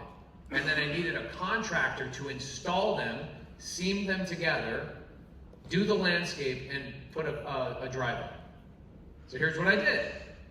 I went 10 miles away from this development and I found people that were installing houses, contractors, they were pulling permits. Are permits public record? Okay, so I found a contractor, his name's John, and I said, hey John, I've got this amazing 50-acre development on seller finance where we won't have to pay the seller anything until we build and we sell to our buyer. Do you want to be my partner on the deal? So I brought him on as a 30% partner. So John, the contractor, has a $2 million line of credit. He goes, I'll pay the payroll, I'll get the guys to do the thing, we'll do 5 houses at a time, we replenish my line of credit, we'll do another 5 houses, and so on. I go, yeah, but now we got a problem. I need a manufactured home guy that will do the same thing as you. He goes, we'll just use my guy. We play golf every Friday. I buy like 90 homes from him every single year. I go, great. So they bring mobile home developer or manufacturer in play. He got 40%, I got 30%, John got 30%. I made $1.5 million with no money out of my pocket. Now, that's not as much as a CEO that graduated from Penn State makes, but that's a lot of money on one project. Did I have to do the construction? Did I have to manage the contractors? Did I have to worry about the manufactured home? Did I have to raise any money? Did I have to borrow money from my uncle? So can I do big deals and make big chunks of money with no money out of my pocket? Okay, cool. So I can do this with dirt. So when you guys are driving around town, that is the way you should be looking at dirt. Don't just look at dirt as, oh my gosh, what the freak, our city's so ugly. Why don't you do something about it? Be one of the people that they put your name on a street sign because you did something about it. Okay? Here's an RV park. I actually don't close escrow on this until this Friday. This is a deal that, really great deal. So this is an on-market deal. Okay, there's a website called LoopNet and Crexy. You guys can pull these up. They're great websites. LoopNet and Crexy. Is anybody interested in like tiny homes? I'm interested in anything that can cash flow. Okay, love it. That's a great answer. Okay, so these RV parks are near Glacier National Park, so hot spot for activity. Tons of amazing stuff going on here. Agent lists the property. This is how I get a lot of deals. Okay, an agent lists the property. What does that tell you? Seller is actually ready to sell. Was my seller on the land ready to sell? Yes. Like publicly? No. Okay, so sometimes you got to find those people. That's called off market. This is called on market, right? So he hires an agent. I don't ever call an agent for the first 100 days of the listing. Why? No motivation. No bunnies. Michael, why would I not call an agent for the first 100 days they listed a property? So that you got leverage. Ooh, I like that. Leverage. That's a great answer. They're in a stressful situation. I know that. I can leverage that, right? Okay. So we call the agent on the 100th day. We offer seller finance. Michael, what's seller finance? Boom. Bro, that was the most articulate way anybody's ever said that. Gangster. Great job. So we offer seller finance. Why would I offer seller finance? Is because the seller listed the property for $7 million originally. It's 2 parks, about 150 RV spots. $7 million. In 100 days, what happens when they don't sell? What does an agent typically do? There you go. And what does a reduction in price typically mean? Motivation. Oh my gosh, we were wrong on our price. Hey guys, please pay attention to our listing. We're lowering our price. That's what they're saying, right? So the agent says, no, the seller does not want to do seller finance on day 100. We call them back day 120. Call them back day 140. Call them back day 160. Welcome to life. Anything you want? Anybody in here, it took you like 5 times to talk to a girl for her to even pay attention to you? There you go. Okay, welcome to life. You gotta follow. Is that what you're doing over there? Is you doing follow-up over there in your DMs? What day are you on? Like 190? Okay, so we call the agent 100, 120, 140, 160, 180. What's the significance of 180 days on market? Michael, do you know the answer? The agent no longer has the ability to sell that property. Their contract with the seller has now expired after 6 months. So now what does that give me the ability to do, Michael? Call maybe the seller directly? There you go. So I can call. So think about this. I'm Michael. I'm at Penn State. I'm into this girl. She's so freaking cute. Okay? But I'm going through her freaking friend. And her friend's playing games, and it's going on for a long time. And then that girl and her friend have a falling out, and she leaves the school. Now I can just go direct to the friend. Okay, that's what's happening with this RV park. Everything always goes back to boys and girls. I'm telling you, it always goes back to that. So we call the seller directly, and I say, hey, seller, my name's Pace. We were trying to talk to your agent about seller finance. Can we revisit the offers that you were rejecting? What do you think the seller said? They never got an offer. Now, the 3 girls I was picking out earlier, why would the agent not have presented my seller finance offer to that seller? Say it louder. Like you're at a Penn State game. Yeah, they don't get as much money.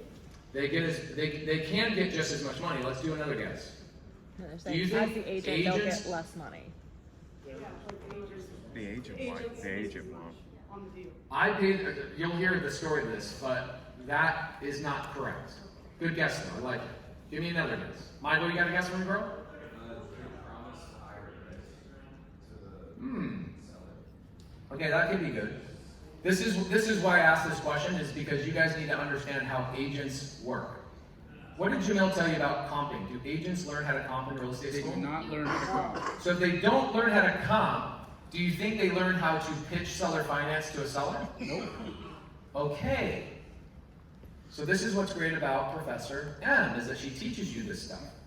So an agent, has anybody ever felt like somebody ever asked you something you probably should know the answer to, and you just say, oh, that's stupid, or blah, blah, blah, but you actually didn't know the answer?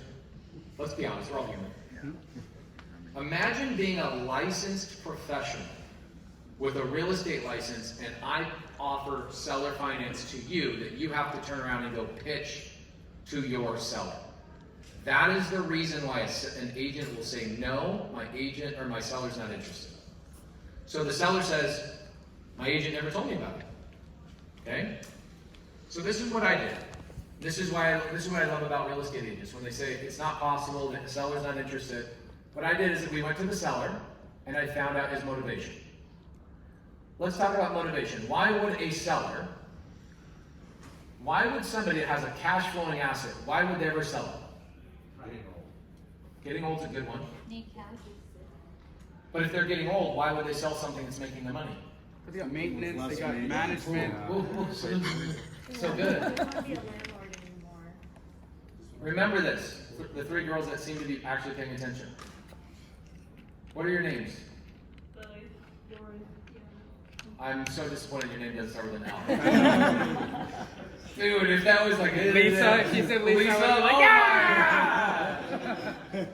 Okay, so remember this.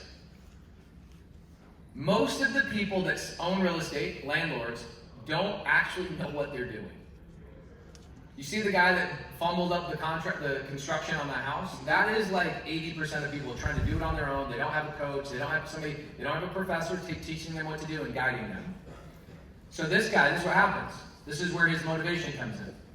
He was an accountant making a bunch of money, and he goes, I need a place to put money.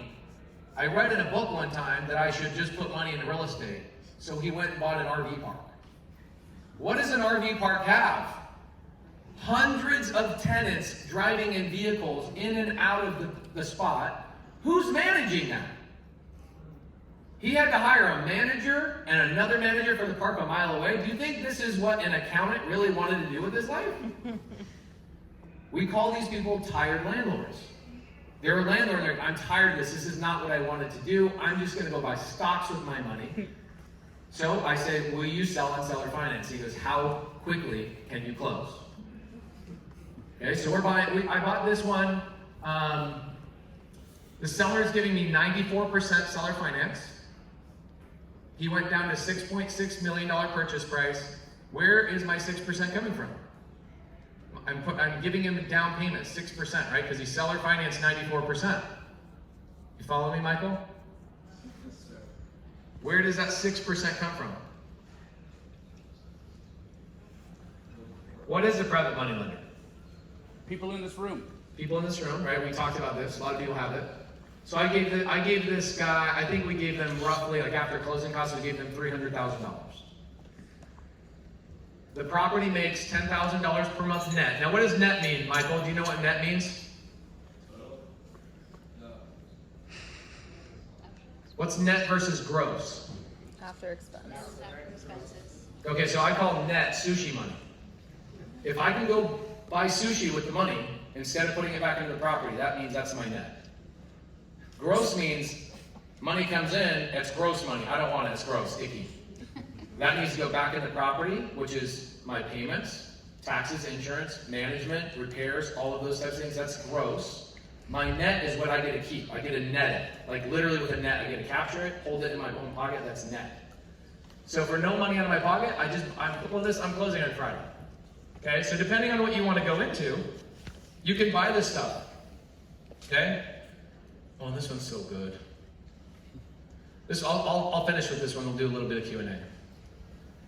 This is one of my favorite deals I did. I've done maybe 100 deals like this now.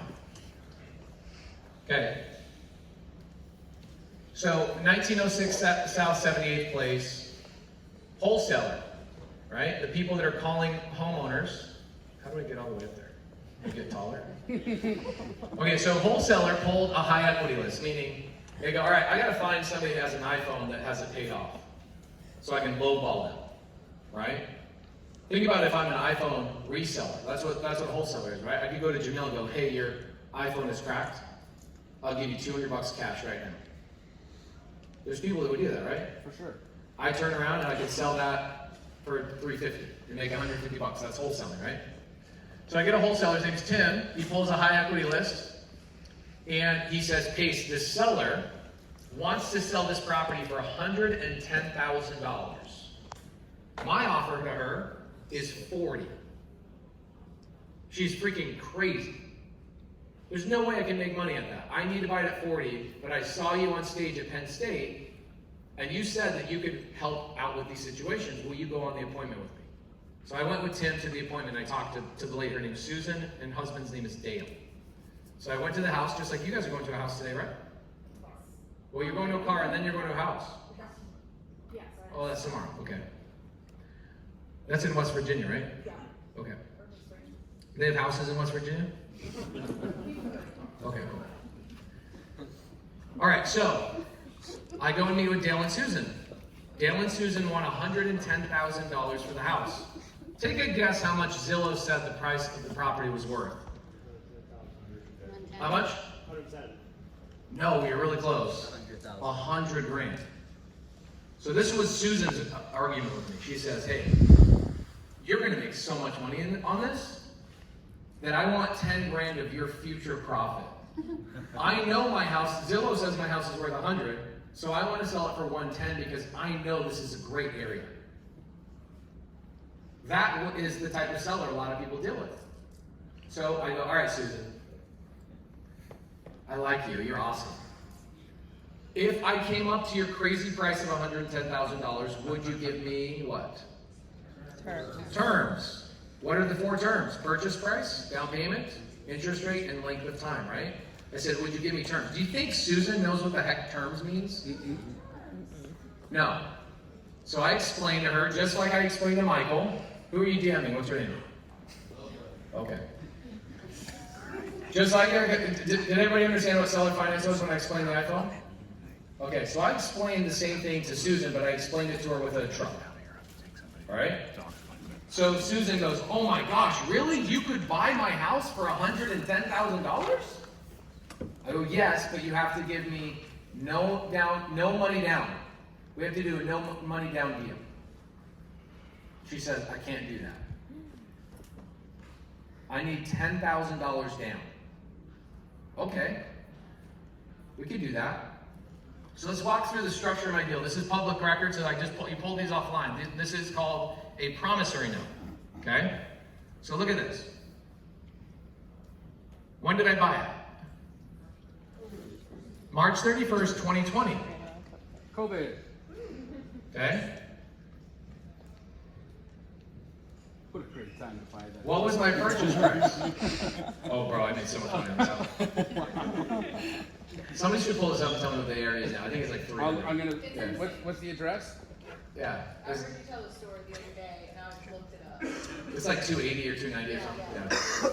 She was smart. Susan's a gangster. I pay her payment every month. She's really smart. But look at this. What did I pay for this? This is a promissory note. So every time you buy a piece of real estate, this goes and gets recorded against public record. Look at the upper left. What's the number? $100,000. But I also have a down payment. You see my down payment up here?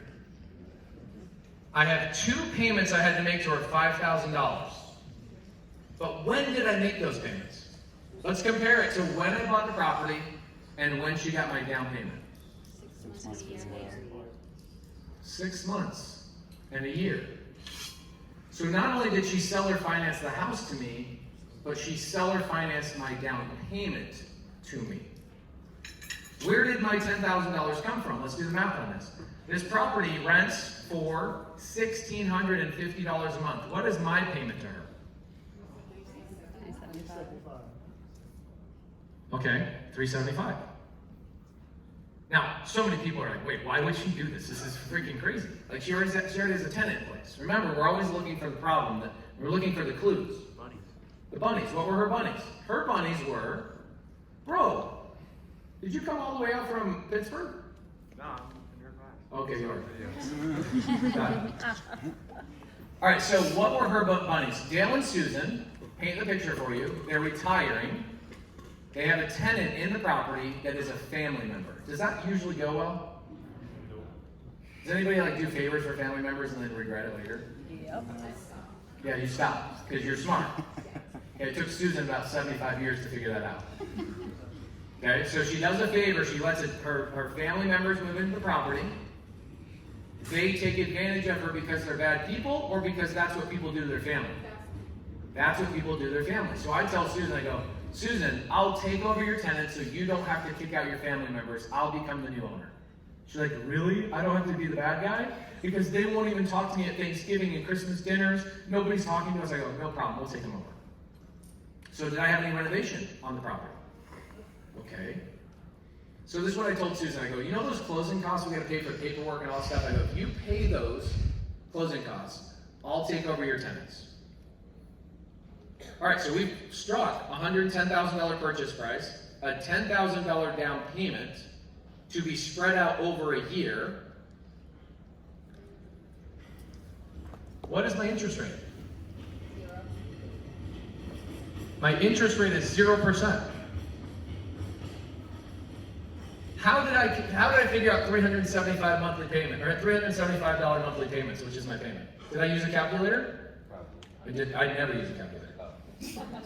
You want to know how I figure out my payments? This is how 99% of every real estate deal you'll ever do works out. It's never a calculator. It's never a spreadsheet. It's never. How is it done? A conversation with the seller. And he said, well, Dale and Susan, now that you're going to be retired and you have to worry about these tenants, where are you going to go? What are you going to do? Dude, we just want to travel around the country in our RV, see the country. We don't want to worry about collecting payments from these freaking people. Oh my gosh. I go, how much is your monthly payment at an RV park? Just $375. I go, what if I just made that payment to you every month so you basically live for free around the country? She's like, when can we close? So I got zero down, basically. Not zero down, it's $10,000 down, but where did the $10,000 come from? $1,650 is coming in. I paid her $375. I have another $225 or so in like taxes and insurance. How much am I walking out with every single month? $1,000. $1,000. $1,050 a month. So after 6 months, how much money do I have in my bank account? 6. And how much do I give to Susan? 5. 5. 6 months later, how much money do I have in my bank account? 6. Well, now I have 7. now I have 7. How much do I give to her? 5. 5. So I got basically paid $2,000 to buy this lady's property at 0% interest. What's it worth now? Did somebody pull it up? $270,000. $270,000. On the nose. Can we do things without money out of our pocket? Do I need to worry about what the politics are of the country? Do I need to worry about interest rates? Do I need to worry about my You would have credit? never been able to do that deal under Obama. Just kidding. Was it Obama? No, I have no idea. No, that was Trump. Okay, so the cool thing is, this is all I do. All right, so this is a really good story too, but we don't have time for that. Here's another really great story. There's Mom. Okay, so the cool thing is now all I do is I go, okay, every time I buy a big asset, because now I'm buying big things. I just bought a 160-unit apartment complex, $20 million, same exact way. I bought a deal in Houston last year, $110 million, same exact way. I now control about $450 million in real estate with no credit check, no tax history. Nobody's ever asked me how much money I have in the bank. The house I bought and I live in is a $3 million home. When I bought it, the title company was like, hey, when can you come and sign? And I was like, it was my personal house. And so I was like, did my lender wire the money for close? And she's like, you're not using a lender. I'm like, oh my God, that's right, I'm not using a lender. Oh my gosh, that's so crazy. And I'm driving to the title company to sign on this $3 million home, and I had like $700 in my bank account. And I'm like, if they actually check my bank account today, I have no money today. But I bought a $3 million house today that I live in today. Yet everybody is like, how do I go to the bank?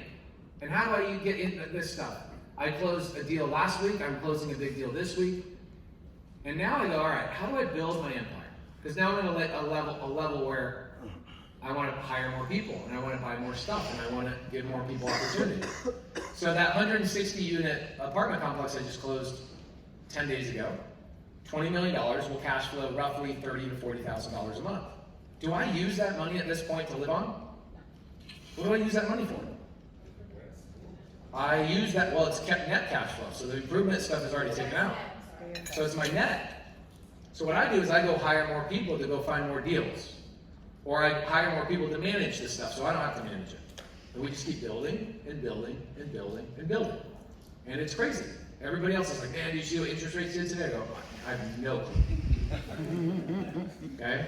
So you can do this with businesses. We just bought a business. Pull this up on Instagram. I'll show you guys a business I just closed. I can now share this. A couple of days ago, I couldn't have shared it. Go on Instagram and go to the Plant Guy on Instagram. It's a guy that serves like Mariah Carey and DJ Khaled and some of these amazing people that are out there in the 1% of the world. And he generates about $5 million a year in revenue. And I just took over half of his business. Pretty cool little company, right? He did like Barbie's Dream House, he's on HGTV, all this stuff. I just bought half of that business. No credit check, no money out of my pocket, no tax returns, nothing. Now, buying a business is a little bit more intense, so I won't go into that today, but it is unbelievable what is going on and how you guys can go buy businesses. Think about this. There are, let's see, I think it's about 600,000 businesses shut down on a yearly basis because they're going out of business or because there's nobody to pass the business on to. B. Plumbing companies, electrical companies, laundromats, dry cleaners, all these companies are just, what it is the parents made all this money, the kids decide, I don't want that business, I'm gonna go do something else, and the parents are like, well, what do I do? Right? What do I do? Now, each business that we buy usually, cash flow is about $50,000, $60,000 a month. So if somebody in here is like, I'm getting a college degree to make, how much money are you gonna make in your first, full year in your profession? One of you girls, tell me. How much? Okay, so $60,000 to $70,000. Okay, and you'll get a raise the next year, maybe. Next year, maybe. Next year, maybe. Right? Whereas you could go buy a business, or you could go buy a piece of real estate like this, and own one piece of real estate, or own a business like this. All three of you. You should call it the Three Sisters LLC, or the Three L's LLC. You might have to change your name to Lisa. Okay. So you guys could go buy a business together instead of going and working for somebody else. I do suggest you do work for somebody else and do this on the side. It's way smarter to go that route. But you go buy one business and you're making $20,000, $30,000, $40,000 a month, right? So I think I've gone 15 minutes long. You're good. Okay. What's that? Maybe 10 minutes of Q&A. I think we should do some Q&A. Let's get Mallory and Jamil up here, and let's do a little bit of Q&A. If anybody has questions about your individual business, you have personal advice, you want to know, should I do mobile homes? Come up here, guys. Perfect. Stand up. Tell everybody your name. My name is Mike. I'm an Android user. Oh, I'm so sorry about that. Android users unite. I love it. So I have a question about a current deal that I'm kind of working on with a real estate agent. Do you approach portfolio deals differently than you would? This is a Jamil question, 100%. How many units? So it's 5 properties. I've got information about 4 of them. I'm still waiting on, in terms of addresses. I have the addresses of 4 of them. And I'm still waiting on the real information because if I'm not mistaken, they're all rented. But it's 5 properties total. Okay. 5 properties total, and they're all rented. Any idea on condition? I believe that the majority of them are pretty, I guess they did some renovations, but Okay. It's probably going to be. Yeah, someone's been living in there, so the renovations aren't going to be the same. So here's my experience with portfolios, and it's not all the time, but I'd say it's probably 90% of the time.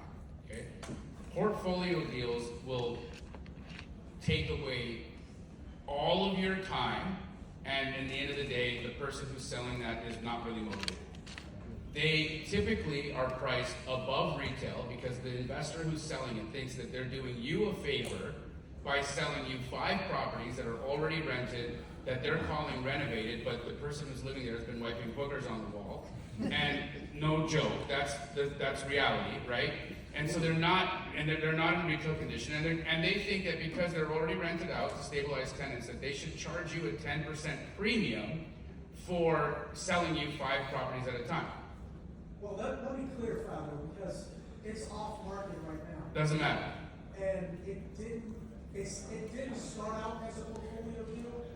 The people who own the properties, I believe the husband had a stroke, and so that now they're trying to get away from single family and move into some. Okay, so There's a couple complex things I gotta ask the question so you can tee him up properly. Number one, you now have an agent involved when this was originally an off-market deal. The agent, I got the deal through. he got it. Okay, so the agent brought it to you before she listed it. Okay, great. Nothing's been listed yet. Okay, cool. So she hasn't listed it, she brought it to you, great. So that solves that. The next question I have is, are these kids involved in the decision-making process, or is it just the father who is sick? So far, it's just a husband and wife. And the kids have no say whatsoever, no sway, none of that stuff. I haven't heard anything about the kids yet, so I guess maybe I should. And where is the 5 units located? Where are the 5 properties? 3 of them are in the Penn Hills area of Pittsburgh, and 2 are in Wilkesboro. Okay, so there you might actually have something potentially good on your hands right now, because you've got pain in the fact that this seller has experienced a stroke and probably incapacitated. They want to move into something with less management. You've got the wife who is probably like, I don't know what to do with this stuff. And so what I would typically do is you have 4 properties now that you've got addresses for. I don't even care about the 5th, okay? Right now, what you want to do is take those 4 addresses and you're going to apply the rules that I gave you in the beginning of today's lesson. And you're going to find out what you should be paying for those on a cash price, okay? And then you're going to have a conversation with an agent and say, okay, look, if these people want to sell it cash, because you're saying they want to roll the money into something else, this is where I'm going to be looking at in a cash number for the 4. If we're not on the same planet, then you need to ask your seller if they'd be interested in selling to me on terms.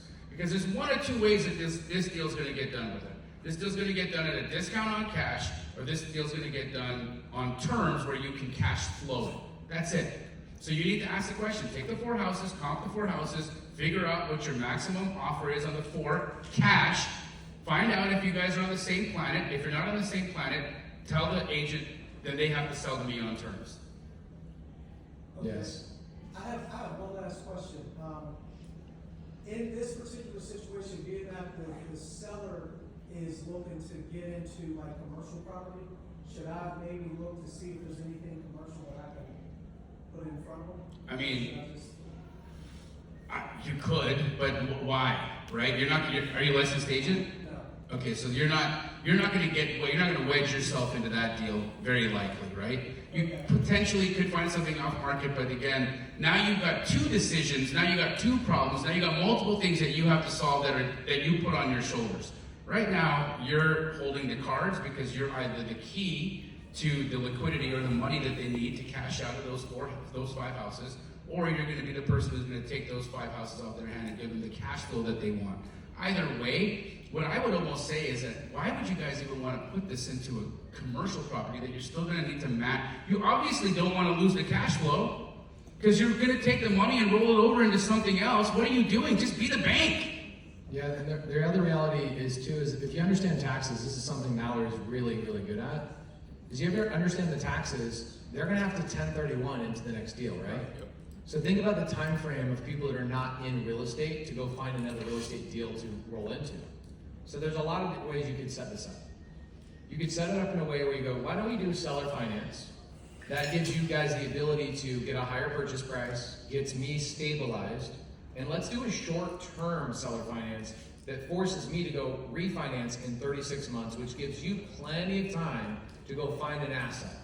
And once you find an asset, after that 36-month time frame, interest rates will probably come down, I can refinance, and we can create a timeline that works for both of us. But in the meantime, be the bank while you're out looking for another property.